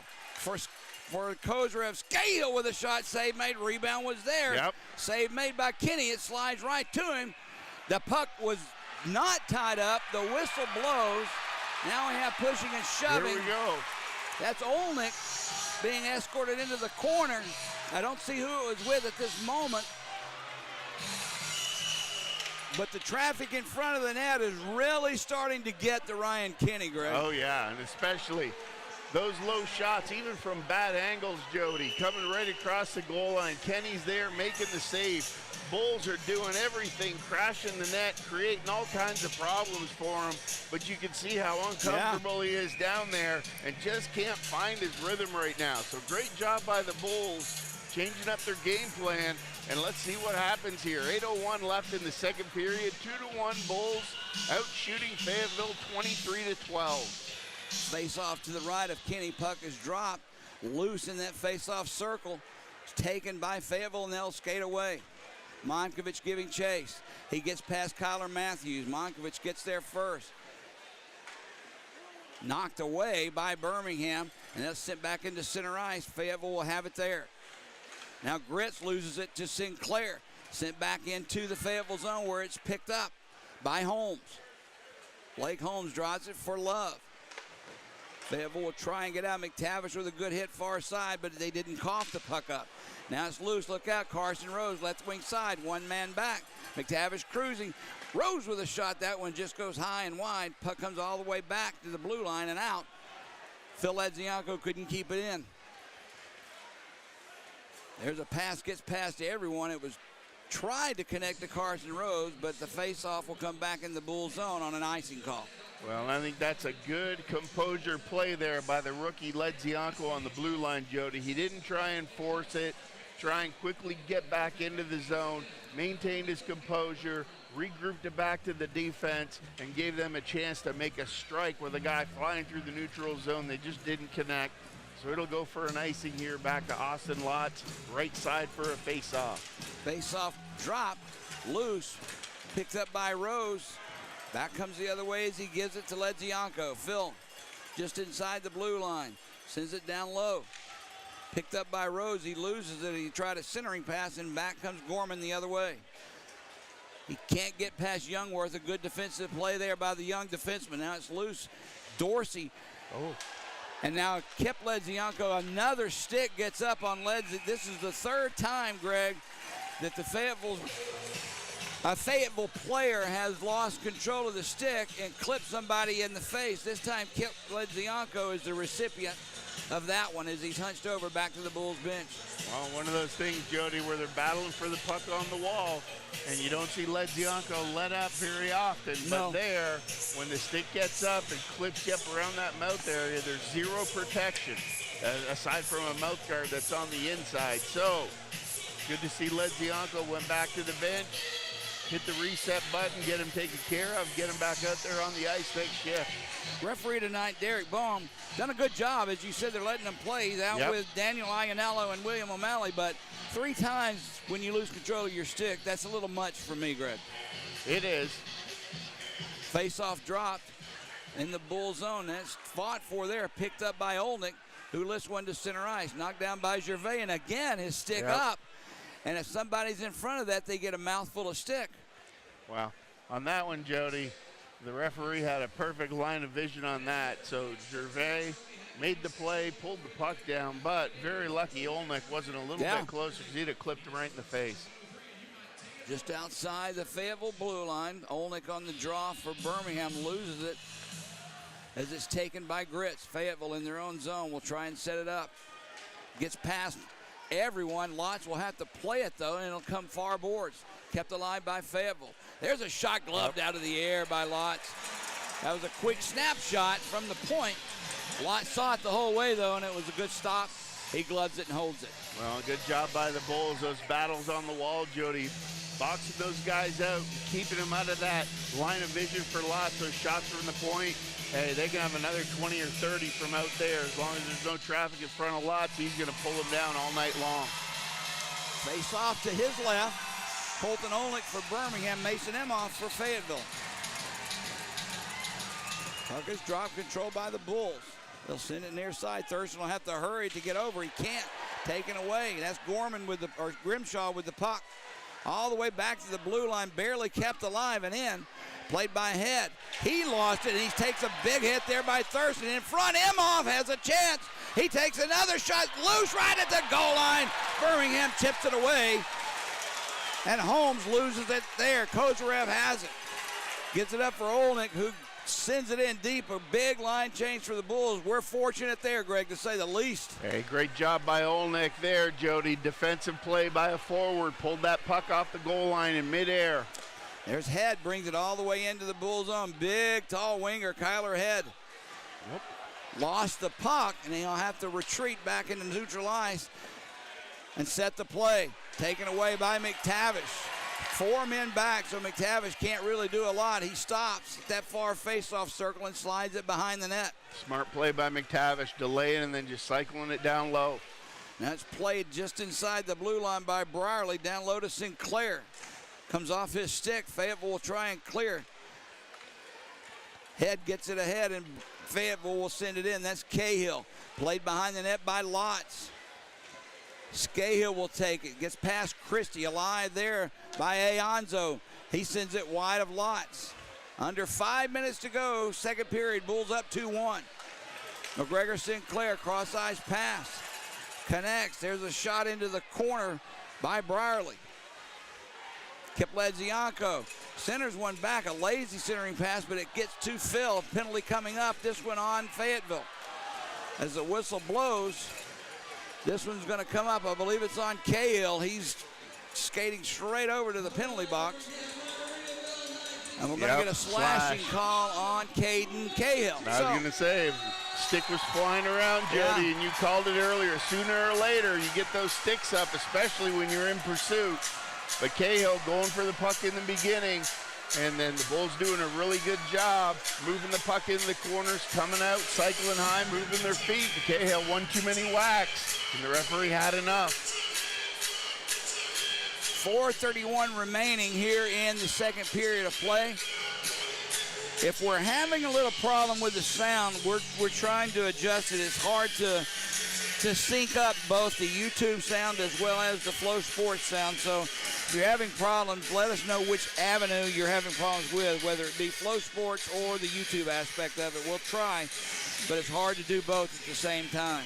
Well, and part of that too, Jody, could be the sellout crowd here in Pelham tonight, because it's, you know, a lot of action, fans are excited, a lot of things going on. We got a pseudo Toro down here in front of us. The fans are into it. Just excitement personified. I love it. Face off to the left of Ryan Kinney. Bulls up by 1. McGregor Sinclair on the draw for Birmingham. Slashing call on Caden Cahill. Sets the Bulls up on a power play. Our second of the night. 0 for 1 thus far. Off the draw, loose. Once again, just lays in that face-off circle. Played back for Taylor Brierly. They'll send it far side. Returns for Taylor. Kozarev now has it. Back to Brierly. Just inside the blue line, Rose gives it to Kozarev. He'll circle back. Gives it to Rose. Thought about a one-timer, but he holds on. Plays it down low. Centers a pass out for Kozarev.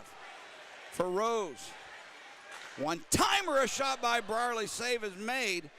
And the rebound cleared back into the Bulls zone. Just didn't quite get through, Jody.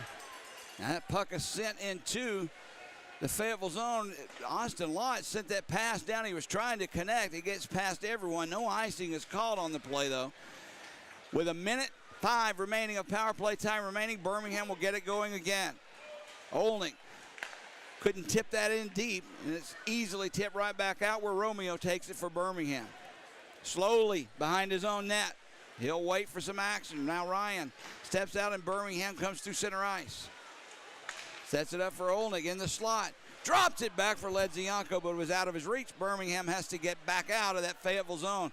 Birmingham having a tough time getting going on this power play. Phil Ledzianko brings it back in to the Fayetteville zone. Drops it for Olnick. We're down to 30 seconds of power play time remaining. Romeo has it. Ryan down low. Drops for Phil Ledzianko. McTavish, he takes the shot, goes wide of Kenny.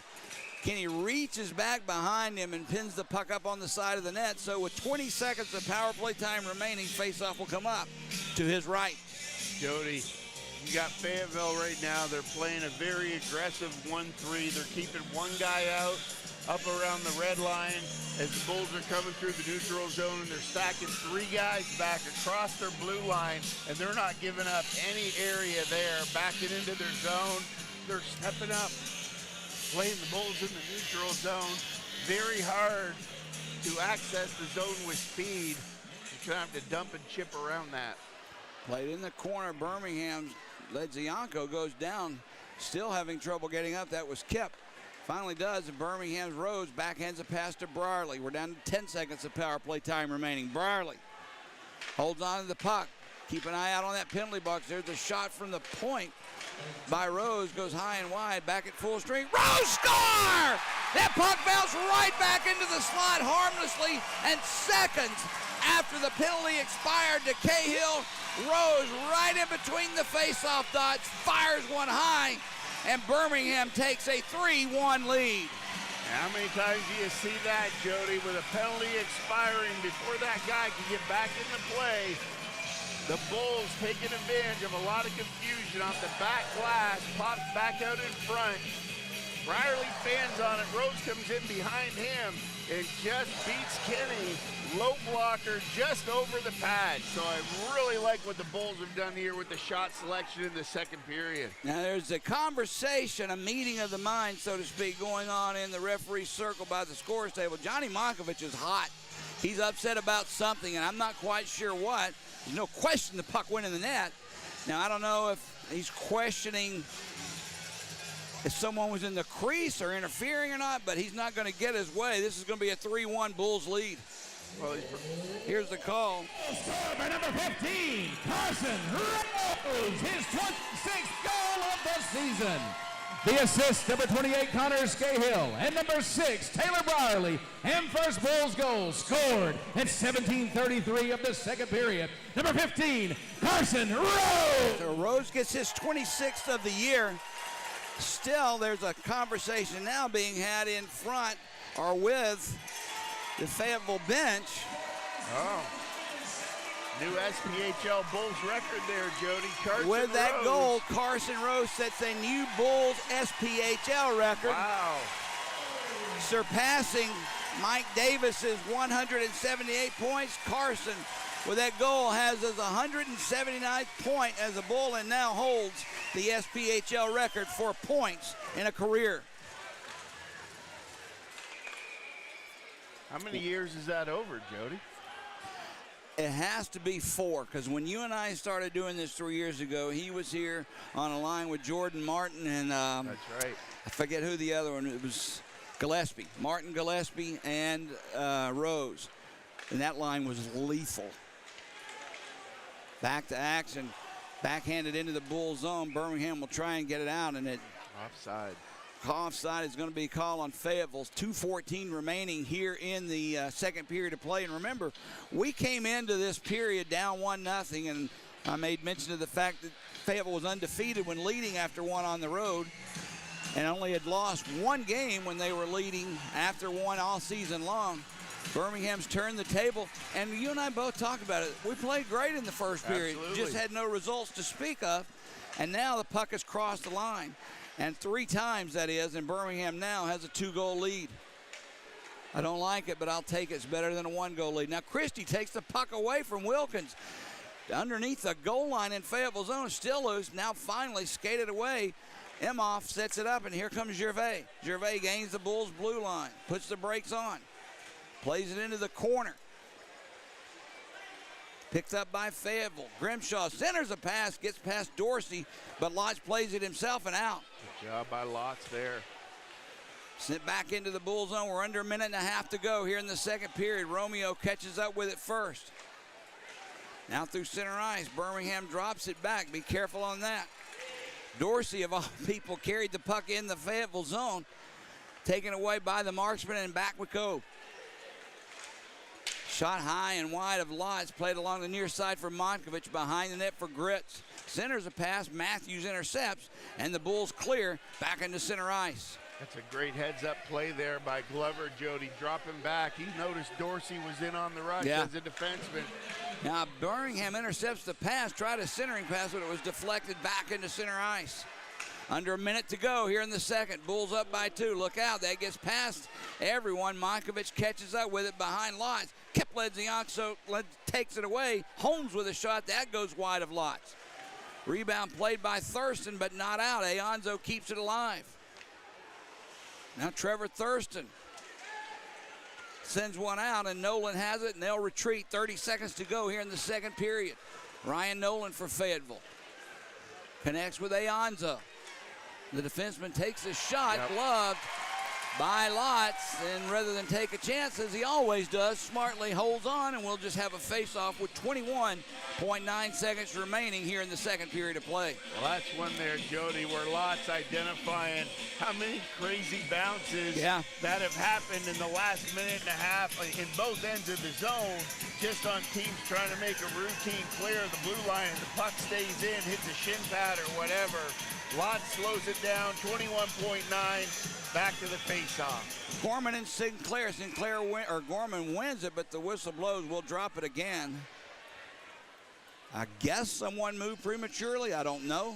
They didn't like something. Something didn't look right, so we'll try it again. But yeah, the Bulls just on the forecheck in the neutral zone, Jody. They've just got an extra step right now.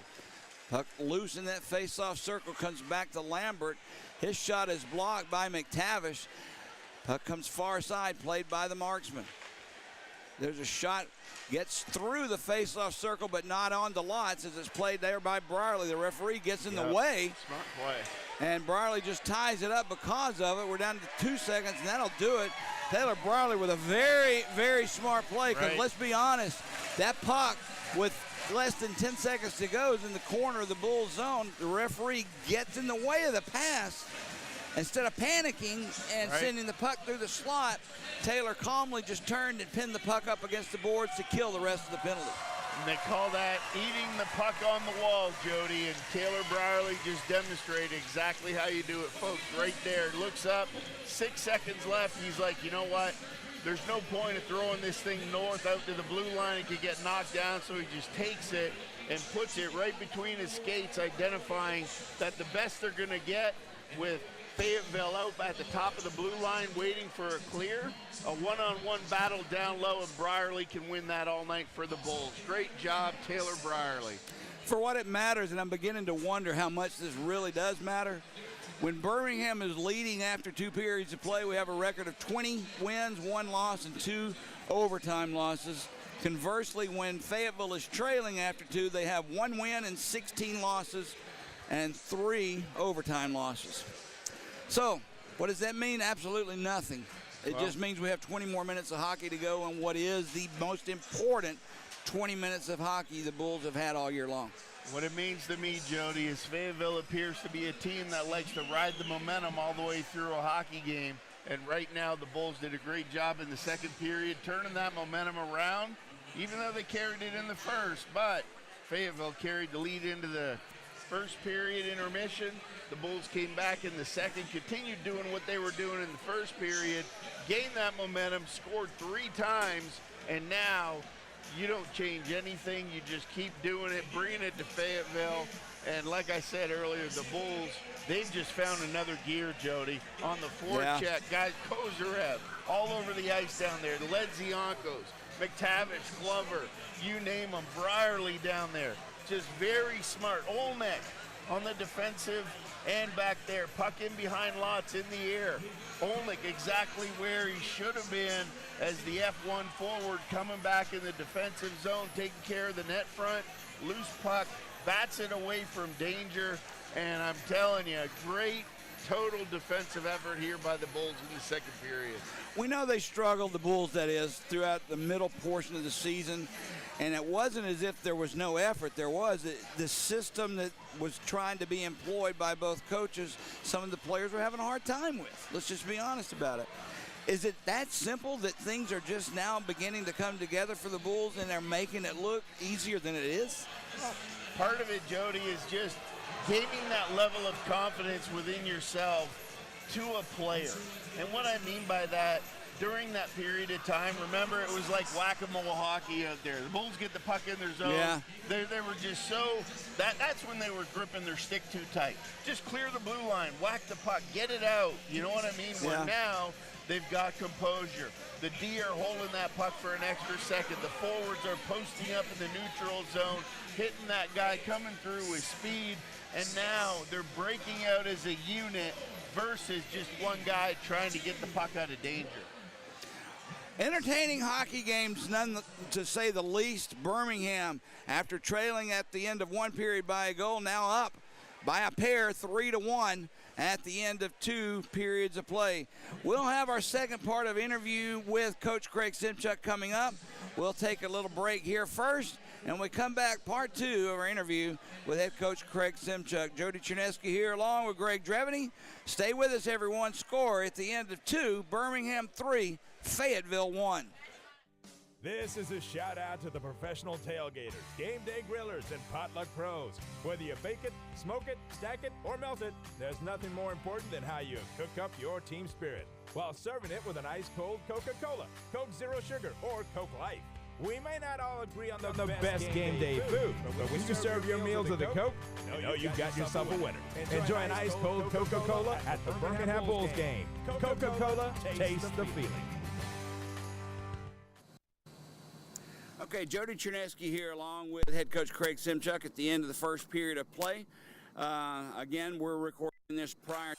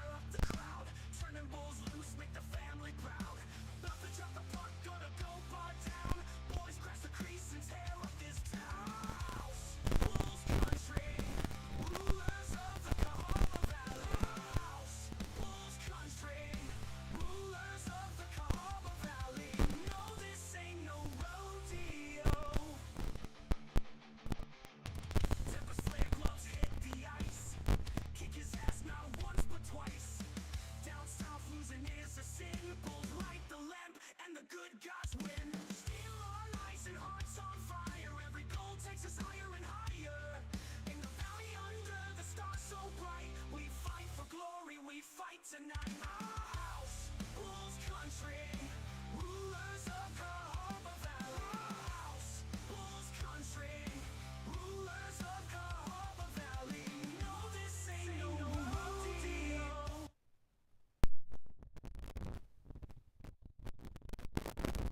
So well the last month and a half. We see a lot more of your defensemen just firing the puck, hoping for a deflection in front. Is that something that you can at least use to beat Kenny with? Just a shot from nowhere all of a sudden with traffic in front. Yeah, we talk about getting pucks to the net and bodies to the net, and I think that's the biggest thing is I think our D are getting open more and getting some more shots through in more lanes because of our cycle game. I think our forwards are doing a better job down low, which makes their forwards collapse. So now they got 5 guys underneath the tops of the circles, which means our D are wide open. So I think it all stems to how we're retrieving pucks and how we're moving and operating in the offensive zone forward wise, which helps generate from our back end there. So obviously continue to working on that and getting some more traffic and pucks to the net and guys to the net. Well, by the time this interview plays, we'll know a lot more, but let's talk about Kip Ledzianko a minute. He and his brother suddenly have just turned it on. They found their game the last couple of weeks. Now Phil, his brother, is your leading scorer, even over Carson Rose. Both of them are in the top 3 in scoring among rookies. Kip gets the goal last night on the deflection from Thurston, but he went down, and he went down hard, grasping his knee, and judging by what I saw, and the look on his face, the grimacing, he was in obvious pain. He could put absolutely no weight on that left leg at all, and that left skate as he was coming off the ice. Yet miraculously, he came back out. We thought he was just testing it, just to see what it was like. But he played the rest of the game. Tell us what happened to Kip and what's happening with him now as we speak.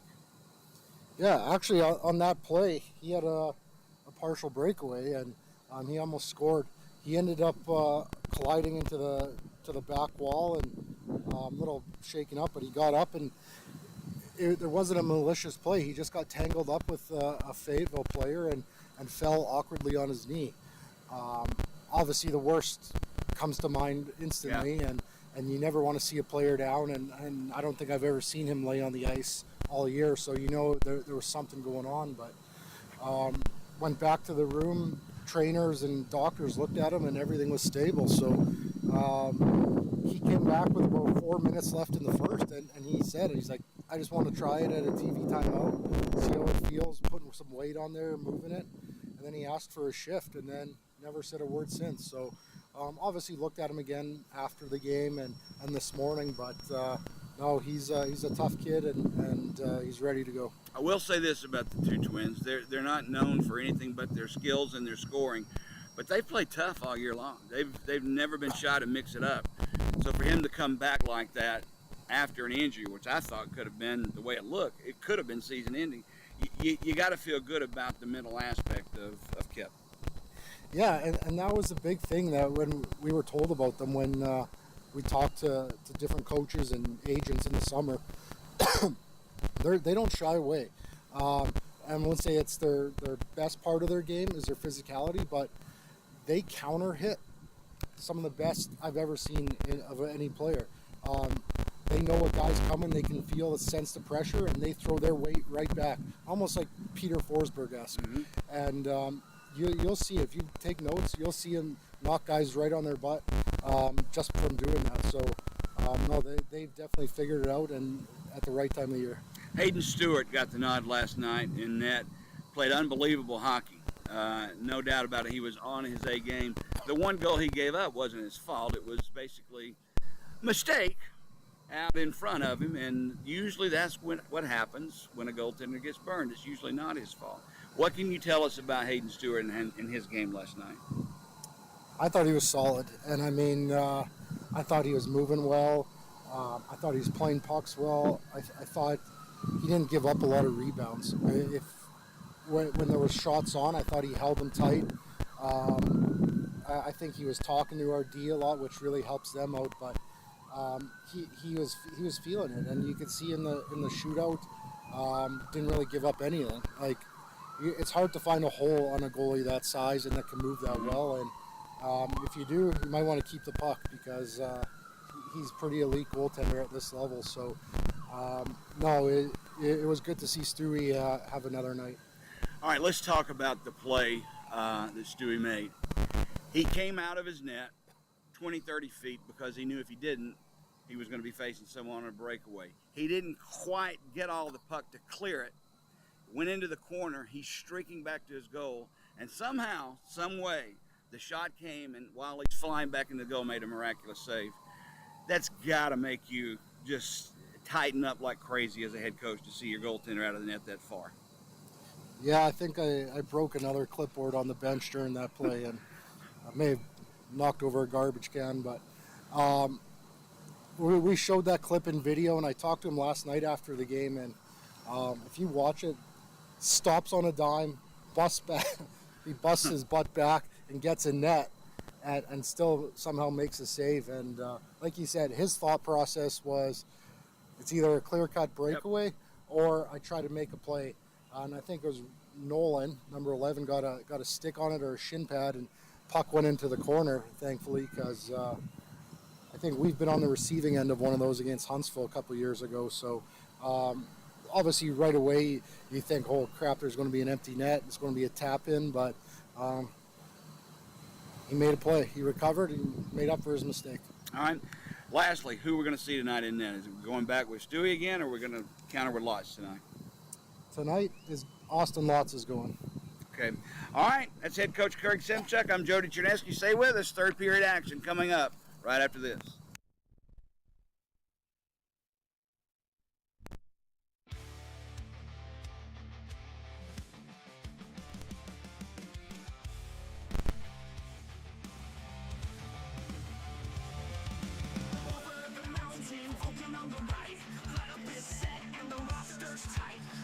Place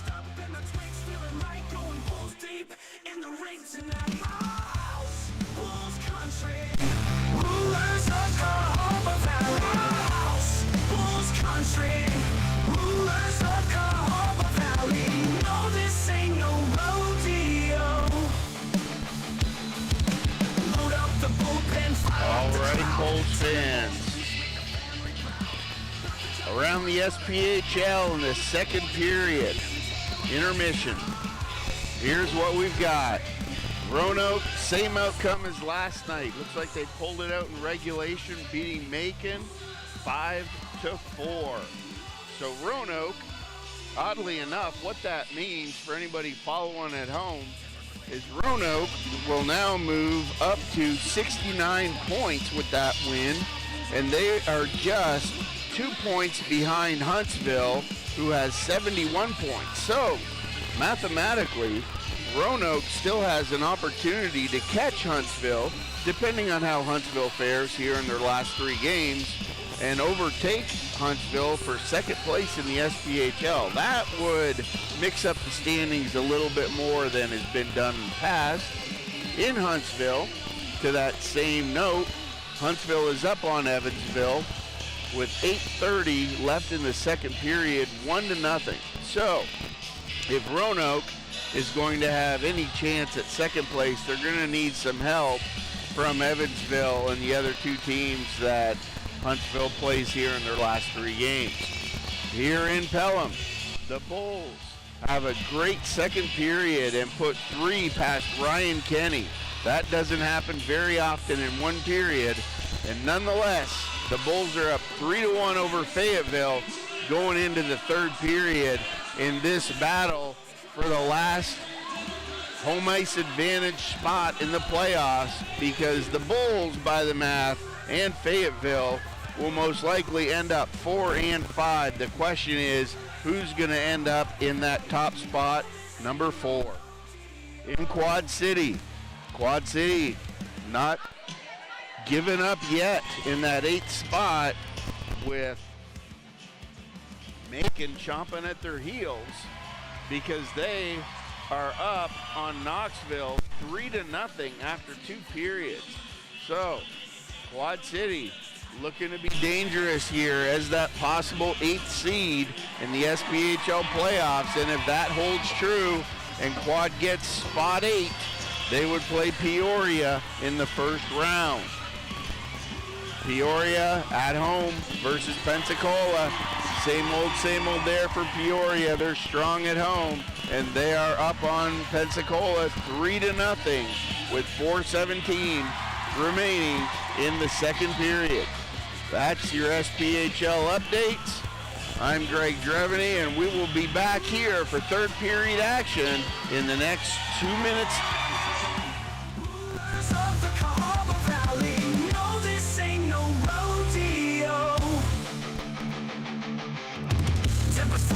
Hit the ice, kick his ass not once but twice.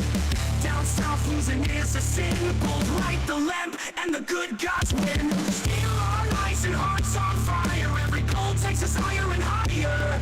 In the valley under the stars so bright, we fight for glory, we fight tonight. Our house, Bulls country, rulers of Cahaba Valley. Our house, Bulls country, rulers of Cahaba Valley. All right. Jody Chernesky along with Greg Dreveny back at the Pelham Civic Complex, getting set for a very important 20 minutes of hockey between the Fayetteville Marksmen and the Birmingham Bulls. Bulls with a 2-goal lead right now, Greg, but easily that could change. Just 2 quick shots and it's a different hockey game. 1 quick shot to me, because a 2-goal lead, if it turns into a 1-goal lead, is a completely different kind of hockey. I think Birmingham needs to come out and do what we have not been able to do in a long time, is go ahead and put somebody out of their misery. Take control of the game and finish it. Well, Jody, and both teams have definitely had a lot more scoring opportunities than what the scoreboard is showing. In that second period, it was just a flip-flop where Ryan Kenny was a difference for Fayetteville in the first period, and in the second period, Austin Lotz had some huge saves of his own to answer the first period performance by Ryan Kenny. Lotz put his foot down and said, "Not so fast," and because of that, the Bulls rallied up 3-1 after 2, and we've got a huge 20 minutes of play in front of us, Jody. This is the third game that Austin Lots has played against Fayetteville. He's 2-0 coming into this with a 1.5 goals against this team and a 947 save percentage. So let's just say Austin he's ready for this. You know they're going to put the onslaught on him, though. They are going to turn up the juice offensively, speaking that meaning of Fayetteville. They have to. All right, here we go. At center ice, Taylor Brierly intercepts that pass, puts one in deep, played by Kenny far side. Holmes has it, can't get it out. Bulls Scahill keeps it in. Down low it's played for Olnick. He takes Love out, loose puck along that far face-off circle, taken by Fayetteville, and they'll skate away. Birmingham's Olnick takes the puck away as it got away from everyone, really, on Fayetteville. There's 3 players over there. No one could control it. Back in their own zone, Birmingham will start to play. Jared Christie brings it in. McTavish was in just a step ahead of the play.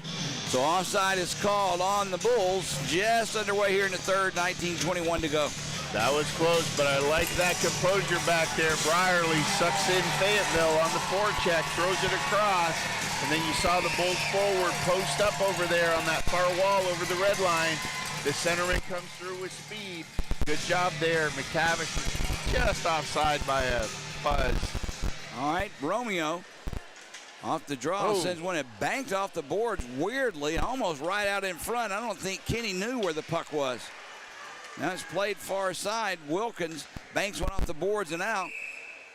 They'll rule a hand pass on the play, so a face-off will come back into the Fayetteville zone. That's a weird hop off the boards back there. Definitely. There's a lot of those dividers back there, those metal beams behind the glass, Jody. That'll be something as they upgrade this. You'll see one beam probably every other when the new set of glass goes up in here.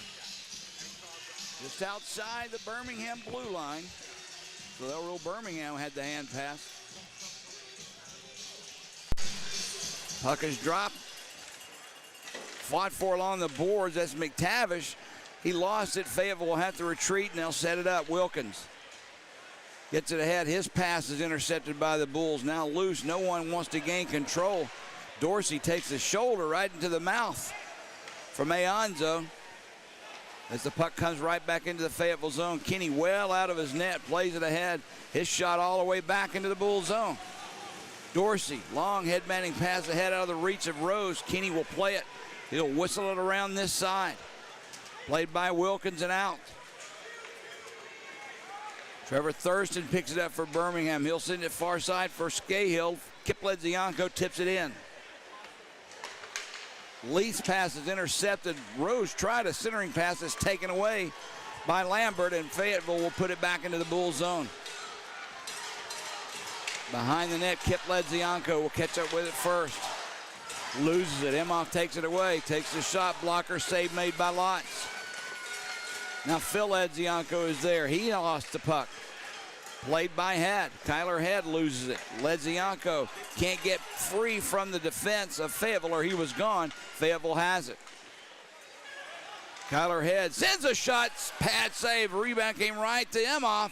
His backhander right into the chest of Lotz, and he'll hold on. I've noticed something right off the bat, Greg. Birmingham, I don't want to say we're laying back on our heels, but I don't see that same sense of urgency offensively than I did in the second period. Well, they'll come out. It'll take them a couple minutes here to get it going, Jody, but I tell you what, that was a great defensive play by Matthews. That good low shot on Lotz. He threw out the right leg, kicked it out, and Matthews came straight out, or that rebound could have been trouble with Lotz coming back across. But because Matthews came out aggressively, he had to double clutch it, go off, got a shot in that Lotz could handle. Off the draw, Fayetteville controls, couldn't get the shot off. Puck goes behind the net.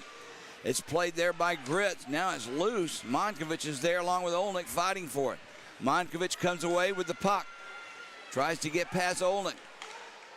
Sets it up far side for Love. Down low, back for Gritz. He's taken down on the play. No penalty called.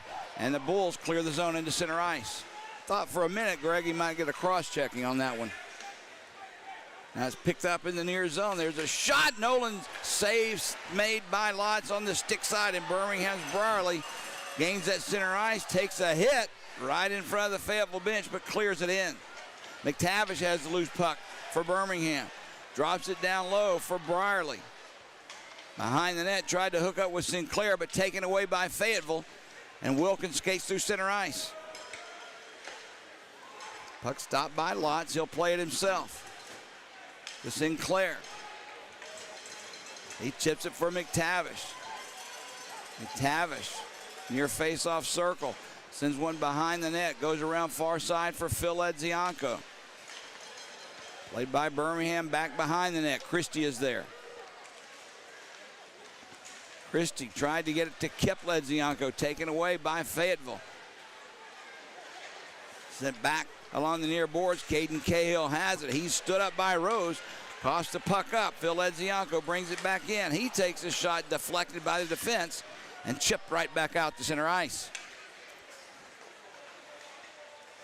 Carson Rose tried to set it up for Kip Ledzianko, who once again goes down. Kip's lost his footing several times the last couple of nights. Ryan Leith gets it out of the Fayetteville zone.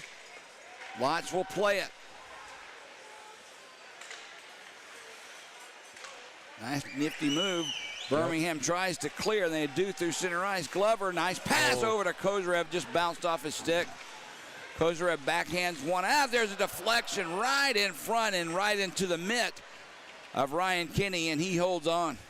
I'll tell you what, Kenny had to be dialed in on that one, Jody. And once again, you saw it, the low shot from the point, deflected, and Kenny tracked it all the way up into his glove. That's a big glove save by Ryan Kenny right there, especially in this 3-1 game. Face off to his left. Colton Olnick will take the draw for Birmingham. Him off for Fayetteville. Puck is dropped loose in that face-off. Circle comes free. Kozyrev couldn't get the shot off.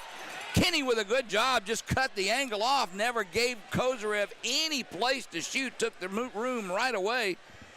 And you can do that to Nikita Kozyrev, that's saying something. Wow, and especially with the speed Kozyrev came across, Jody, you see how agile Kenny was moving east to west on that to stay with Kozyrev. Kozyrev is like, where do I go, where do I go? Yeah. And then just tried to bank it or put it low off Kenny's skate.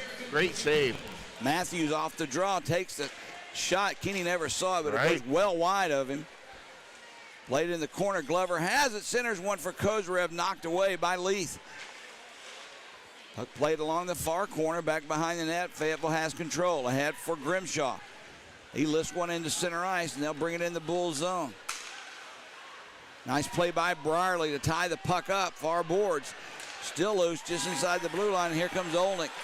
He'll bring it into the Fayetteville zone. Drops it back for Brierly. Matthews had a one-timer, but he decided not to, and as a result, cost the puck up. Played by Fayetteville. Grimshaw has it. Gets past Sinclair. Gives it up for Leith. Taken away by Birmingham. Sinclair. His pocket is picked.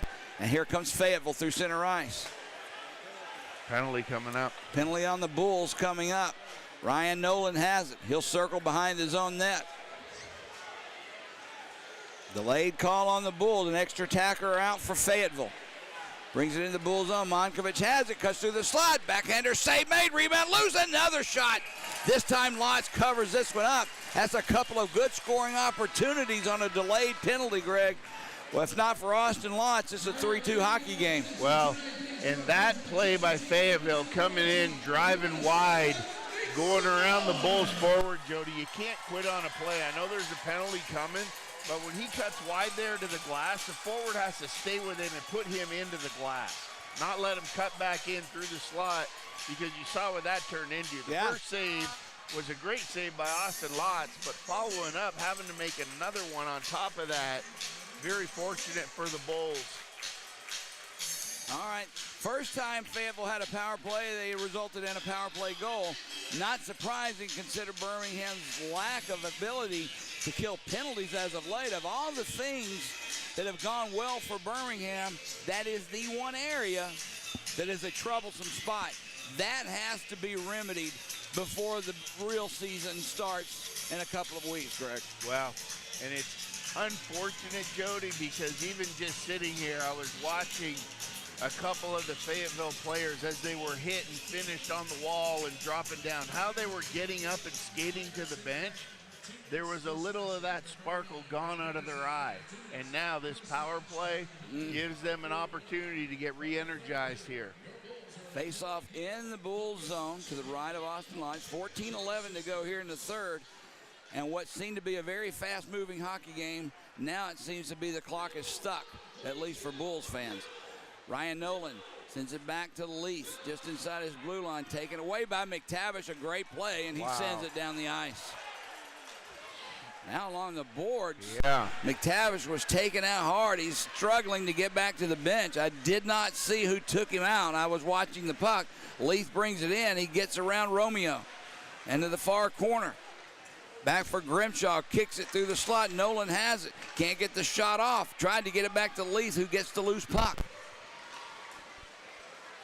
Played for Grits, near boards. Back for Leith to Grits. Nice play by Phil Edzianko. Tips the puck down the ice. Kenny quickly returns the pass himself. Back into the Bulls zone in front, deflected right off the pad of Austin Lotz. It was there, Greg. Birmingham clears the zone. And it was Nolan back on McTavish. And I wish that McTavish wouldn't have been so beat up on that play, because I'd like to see that tilt. Under a minute to go on this power play. Fayetteville brings it right back in. Kyler Head gets past Thurston, holds on to the puck. Centers one for Gorman. He'll send it far side, back to Gorman. Near side, Cahill. Winds up, slap shot off the post. Comes right back to Cahill. Cahill, 30 seconds to go in the power play. Back to Wilkins. Sends it far side. Gorman with a shot. That one goes wide of Lotz. Played along the near boards. Birmingham trying their best to get it out, and finally escapes into center ice.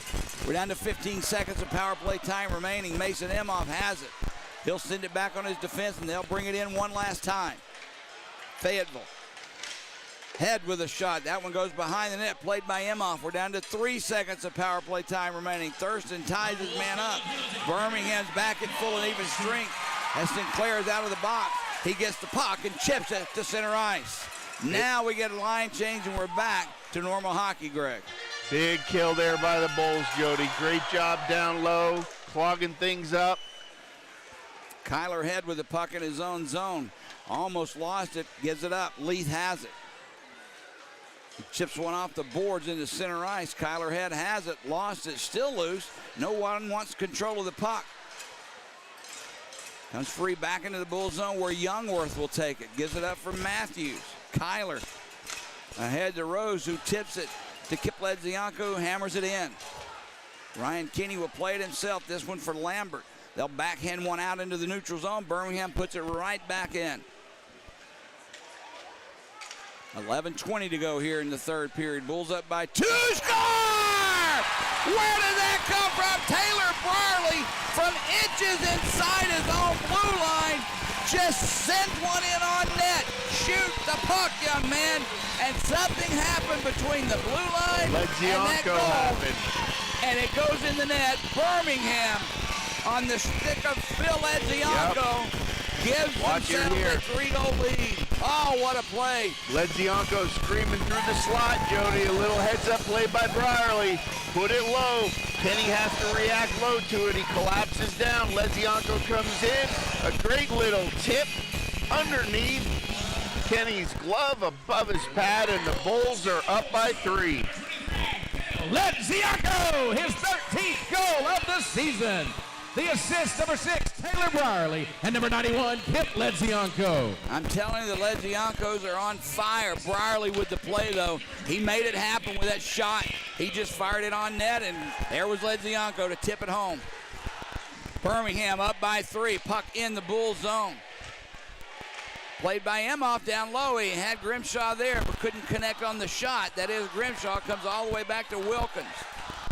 Wilkins sends one behind the goal line. Brierly ties his man up. Comes free for Birmingham. Taylor Brierly having a heck of a game. Now through center ice. Sinclair will take it into the Fayetteville zone. Tries to get past Wilkins. Cuts behind the net. He goes down along with Wilkins. Now Gervais from behind takes Cahill down or up against the boards.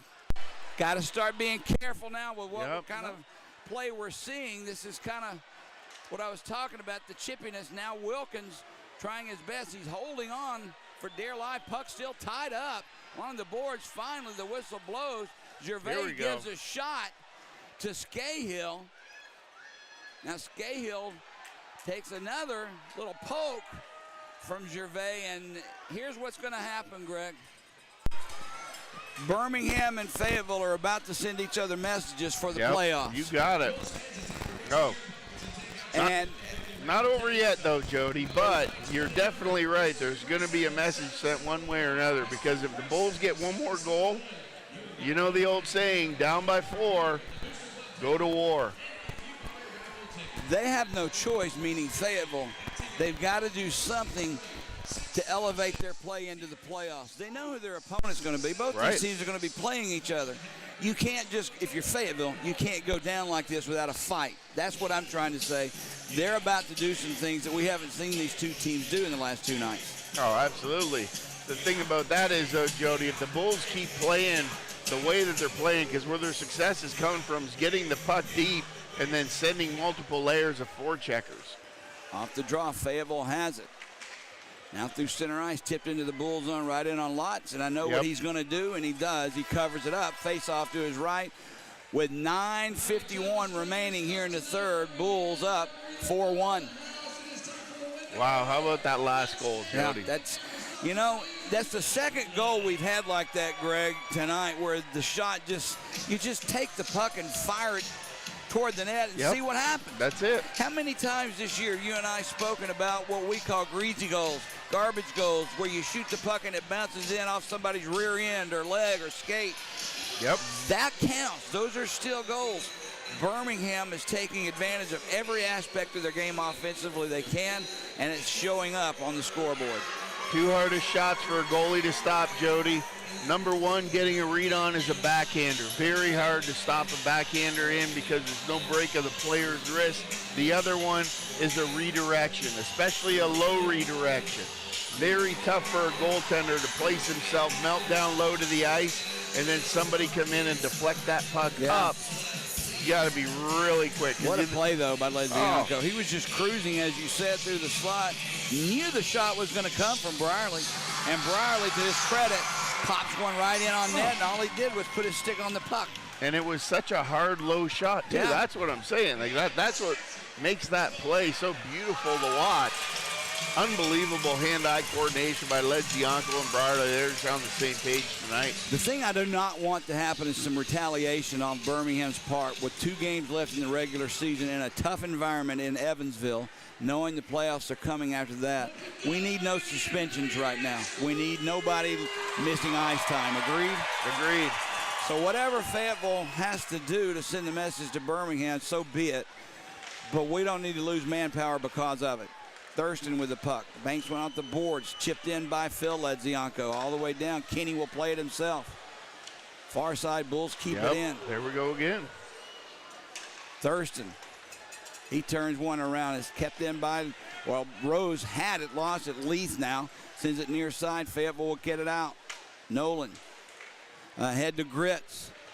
He lost control of it. It comes back to Nolan. Now it's loose. Ryan Nolan still has it. He'll curl back. Along the far boards, takes a hit there, loose puck. Comes up for Kip Lezianko, who backhands one down the ice.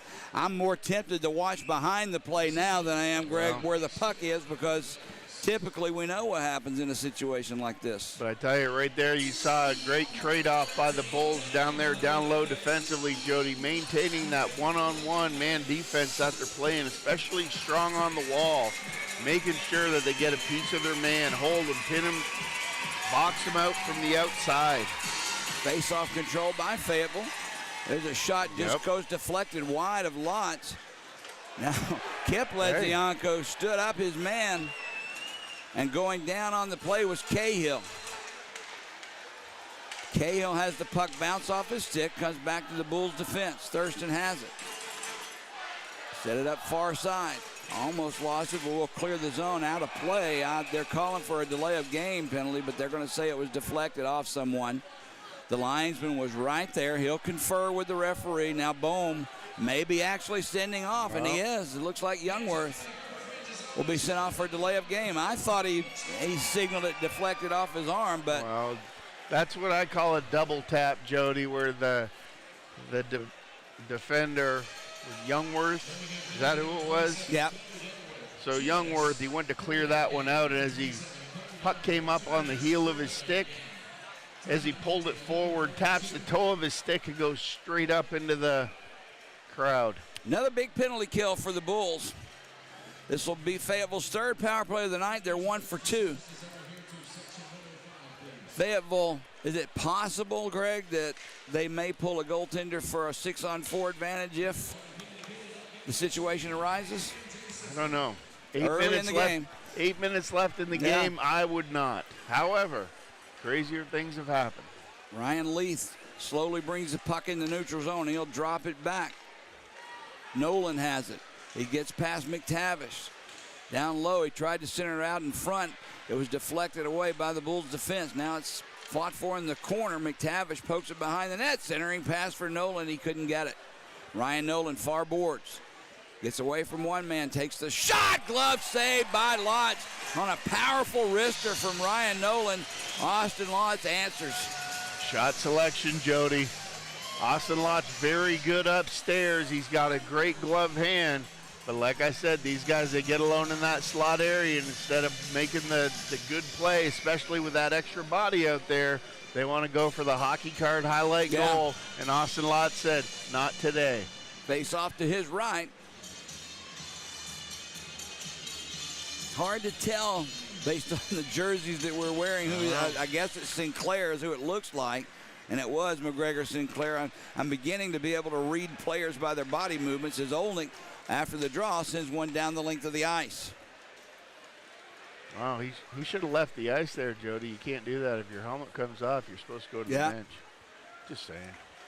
No, it's a penalty if you don't. Ryan Leith sends one behind the net, stopped by Lotz.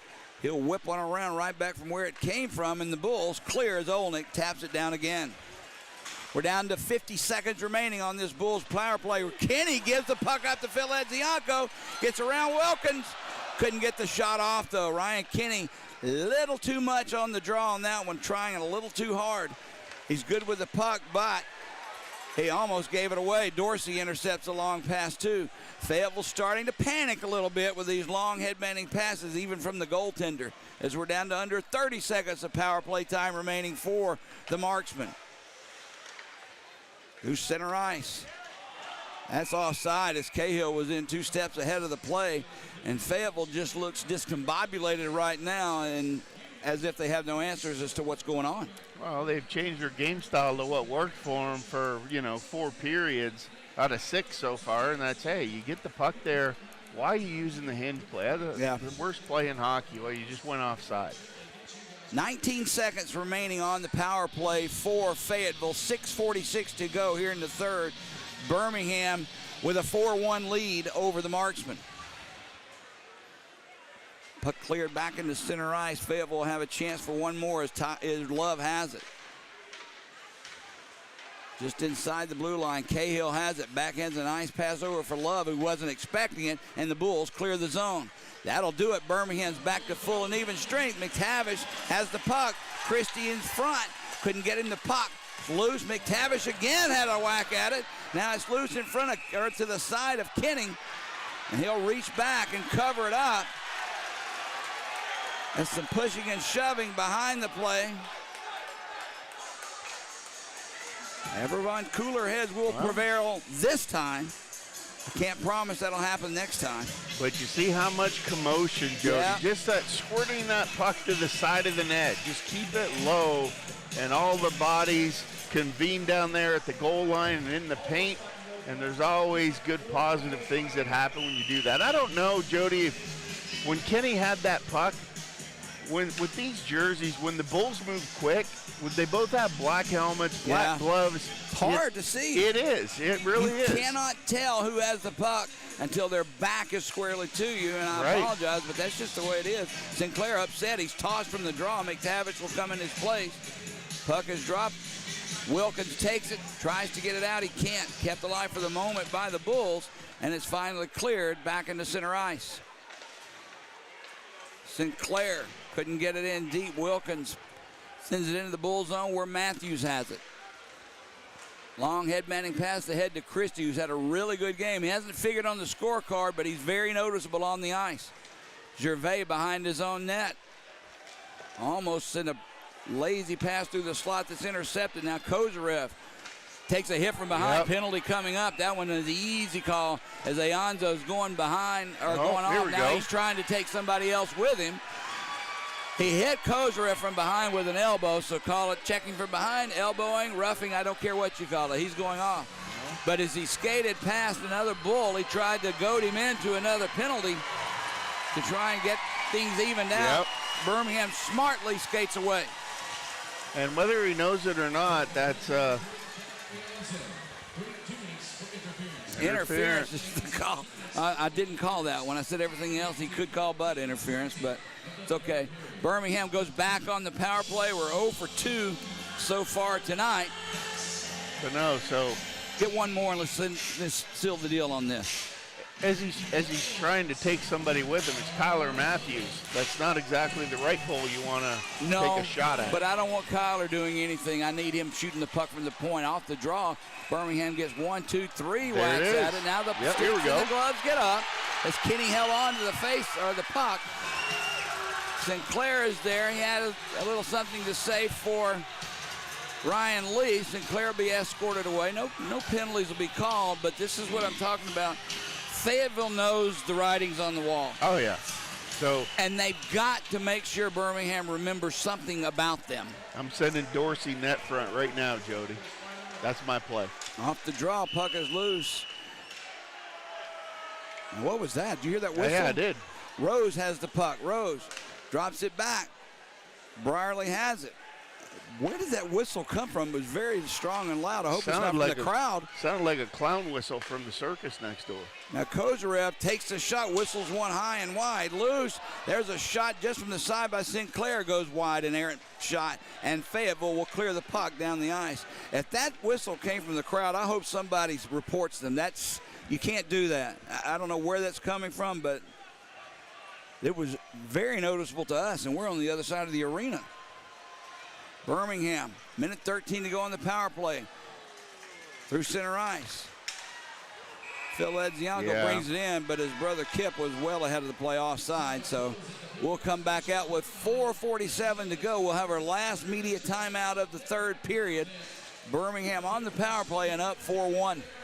Bulls had the right idea there, Jody, moving quickly through the neutral zone, trying to get it back to Ledzianko across, but the referee was right there on the blue line, and there was no turning back on that one.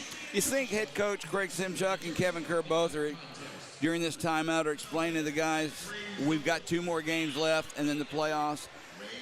Let's go into it with a full roster. Don't do anything stupid to get yourself suspended. Do you think that's being discussed? I don't think so, Jody. I don't think right now at this point of the game you're just like, let's keep our foot on the gas. Let's send the message of our own. Play clean, but finish this. You know what I mean? Yeah. You don't want Fayetteville coming back and scoring a goal with 10 seconds left, and you know what I mean? Yeah, you don't want a bad taste in your mouth as you head into this. You're right. You got the dagger in, twist that thing, and then get out of here, reset, and then get ready for next weekend, and then you just play them twice at home. Now the question will be, depending on how this plays out, where do you do the first game in playoffs? Off the draw, sent back into the bull zone, picked up by Ryan Romeo. Haven't seen Ryan a lot in this period. Gets it ahead.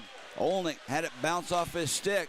Comes to McTavish, who has Ledzianko going. Ledzianko drops it back to McTavish off his stick, and Johnny Monkovich will clear down the ice. Watts will stop it. We're down to 4.5 to go, 4:20 to be exact in the third period. Phil Ledzianko brings it in, drops it off far side for his brother, couldn't connect. Now the loose puck is picked up by Ryan Nolan. Romeo will have to get back in a hurry. Nolan takes the shot, goes wide of Lotz. Played along the near boards. Birmingham on the power play for another 20 seconds. Has the puck. Even on the penalty kill, Fayetteville doing some forechecking as Christie chips it ahead into center ice. Love puts it right back into the bull zone. Jamie Dorsey has it. We're down to the last 5 seconds of power play time remaining. McTavish banks one in off the boards. Fayetteville back at full and even strength as Ayonzo's back on the ice. Puck is tied up behind the Fayetteville net. Comes free of stuff. A wraparound almost worked, but give Kenny credit. McTavish stopped as his skate was hugging that post. That's a huge save. Now it's played along the near side behind the bench, or behind the goal. Christie has it.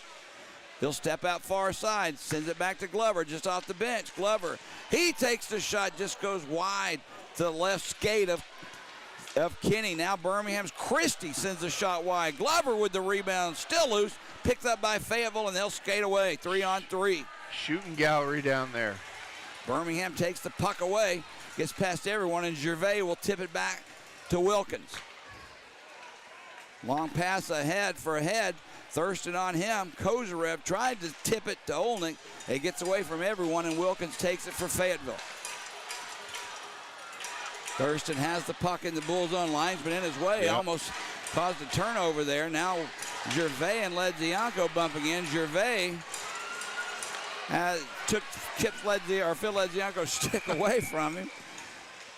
Ledzianko picks it up, has something to say. Now Gervais and Ledzianko are going to go at it. There, have a few things to say, and Matthews didn't like Gervais having anything to do with Ledzianko, and I like to see that. He came over, he's laughing at him, basically. But that's what you got to do. Hey. Ledzianko's your bread and butter. Yeah, that's it. Matthews is on the ice. He's not going to let anybody take control of either of the Ledziankos. Absolutely, and that's why you got to have a little bit of toughness and grit in your lineup, Jody, just so people aren't taking advantage of the Ledziankos of the world. Gervais challenging him. He said, come on, come right out here and let's go. He's still doing it. The linesman gets in front of Gervais.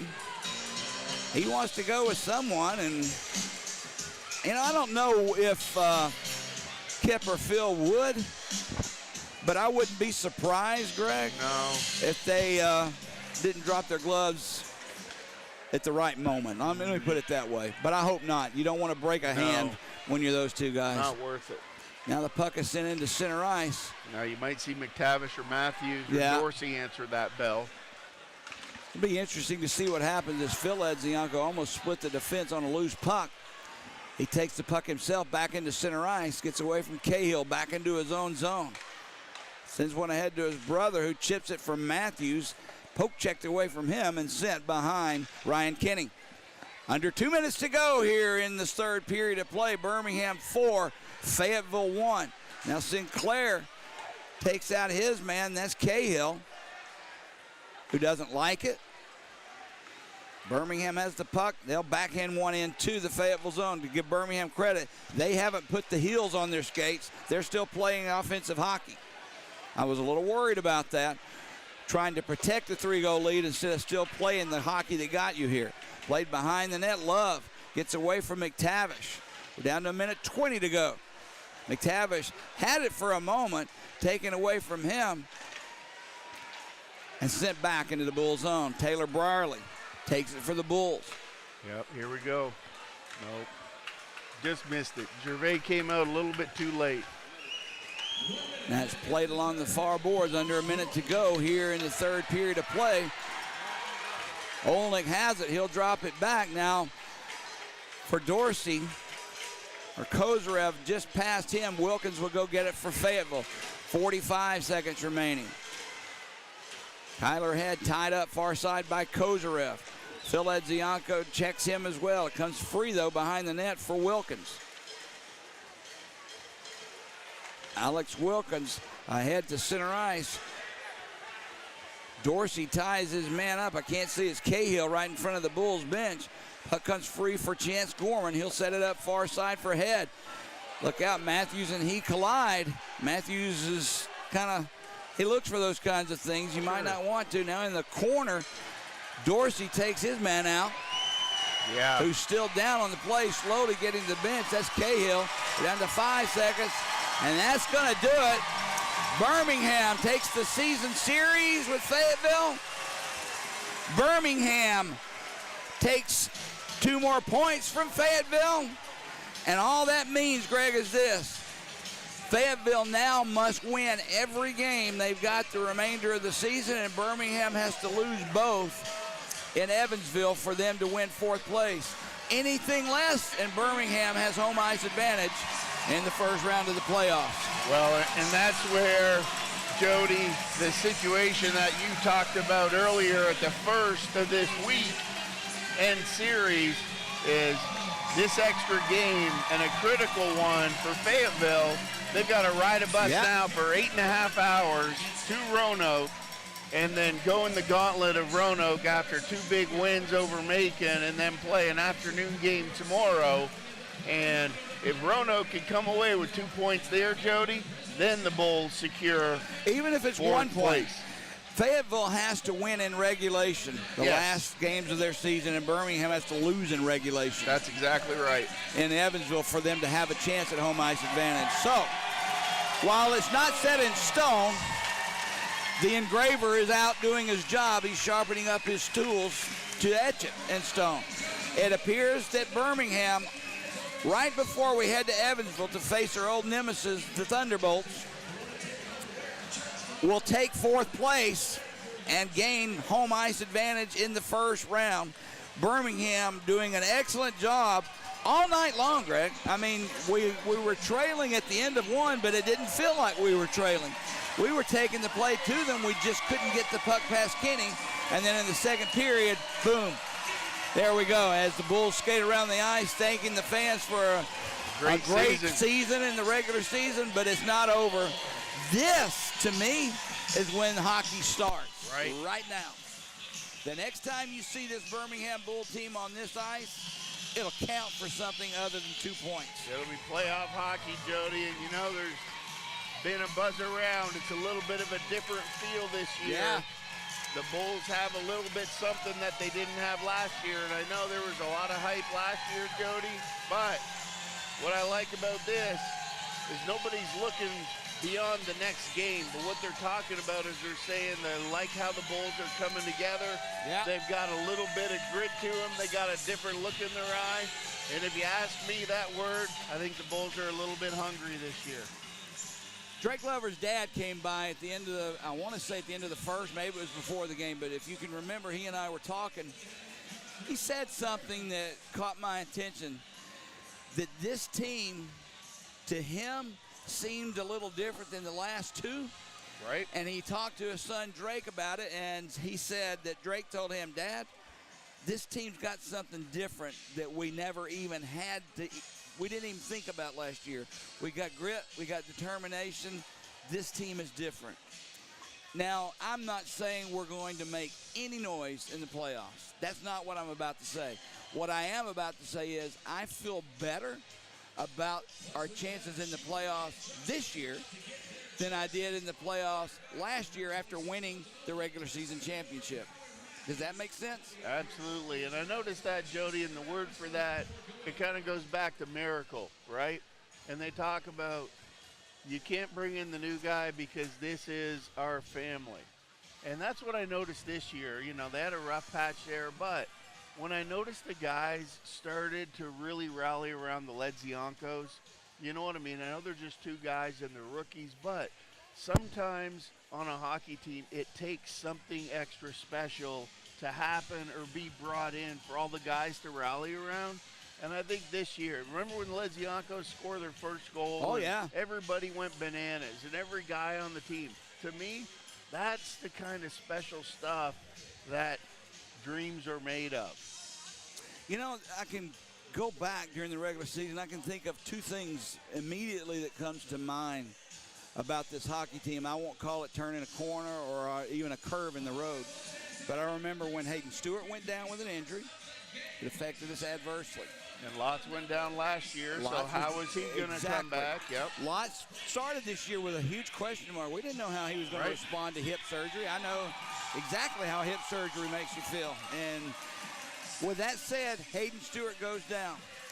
But I will say this. I don't know that it had anything to do with it, but you brought up a good point about the Ledziankos and how the team rallied around them and how the Ledziankos have grown up immensely in the last month. Oh, yeah. When the Ledziankos' parents came to Birmingham, after not seeing their own kids for 6 years, Yep. something changed. Yep.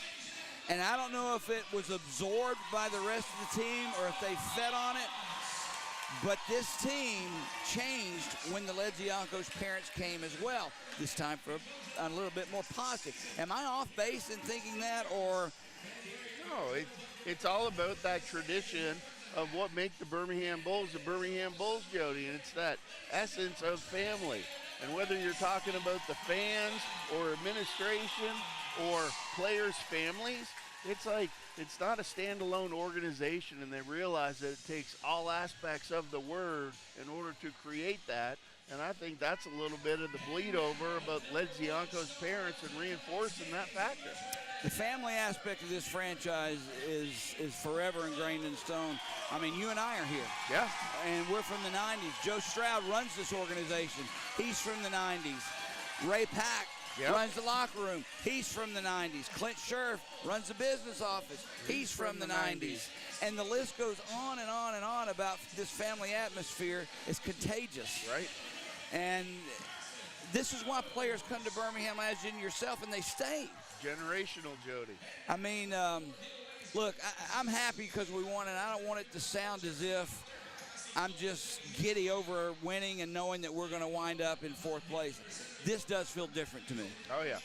I feel better about this year than I did at any point last year when we were destroying everyone in this league. And it's because the type of game we're playing, the type of players we have, and how they've grown during the season. So, and Jody, that's why everybody's got to do their part, and I think that even includes us, and that's why I talked to the boss, and she cleared me to follow you to Evansville for better for worse next weekend. So. Well, that's great to hear, and for you guys who are still with us and listening, it's going to go out on a social media blast as well. Greg and I will make the trip this coming weekend to Evansville, Indiana for the final 2 games of the year against the Thunderbolts, and then we'll be on the road as well, wherever, whenever, however, during the first round of the playoffs and beyond. And it's going to be a lot of fun, Greg. Yep. I can't wait for the next hockey game, to be quite honest with you. This is what this team has done to me. I'm looking forward to these things. There was a time during the season I didn't look forward to coming to hockey games. Okay. That's gone. This is fun. This is a great team to watch. You can tell it, and you can tell the difference in it, and I can't wait to see what the results are by the end of this playoff. All right, that's going to do it. Birmingham closes out their home regular season schedule with a 4-1 win over Fayetteville. Closes out their regular season with 6 wins in a row, or at home with 2 more left in Evansville. We'll see what happens from here on out. But for Greg Drevany, I'm Jody Chernesky. Until Friday night in Evansville, thanks for joining us, everyone.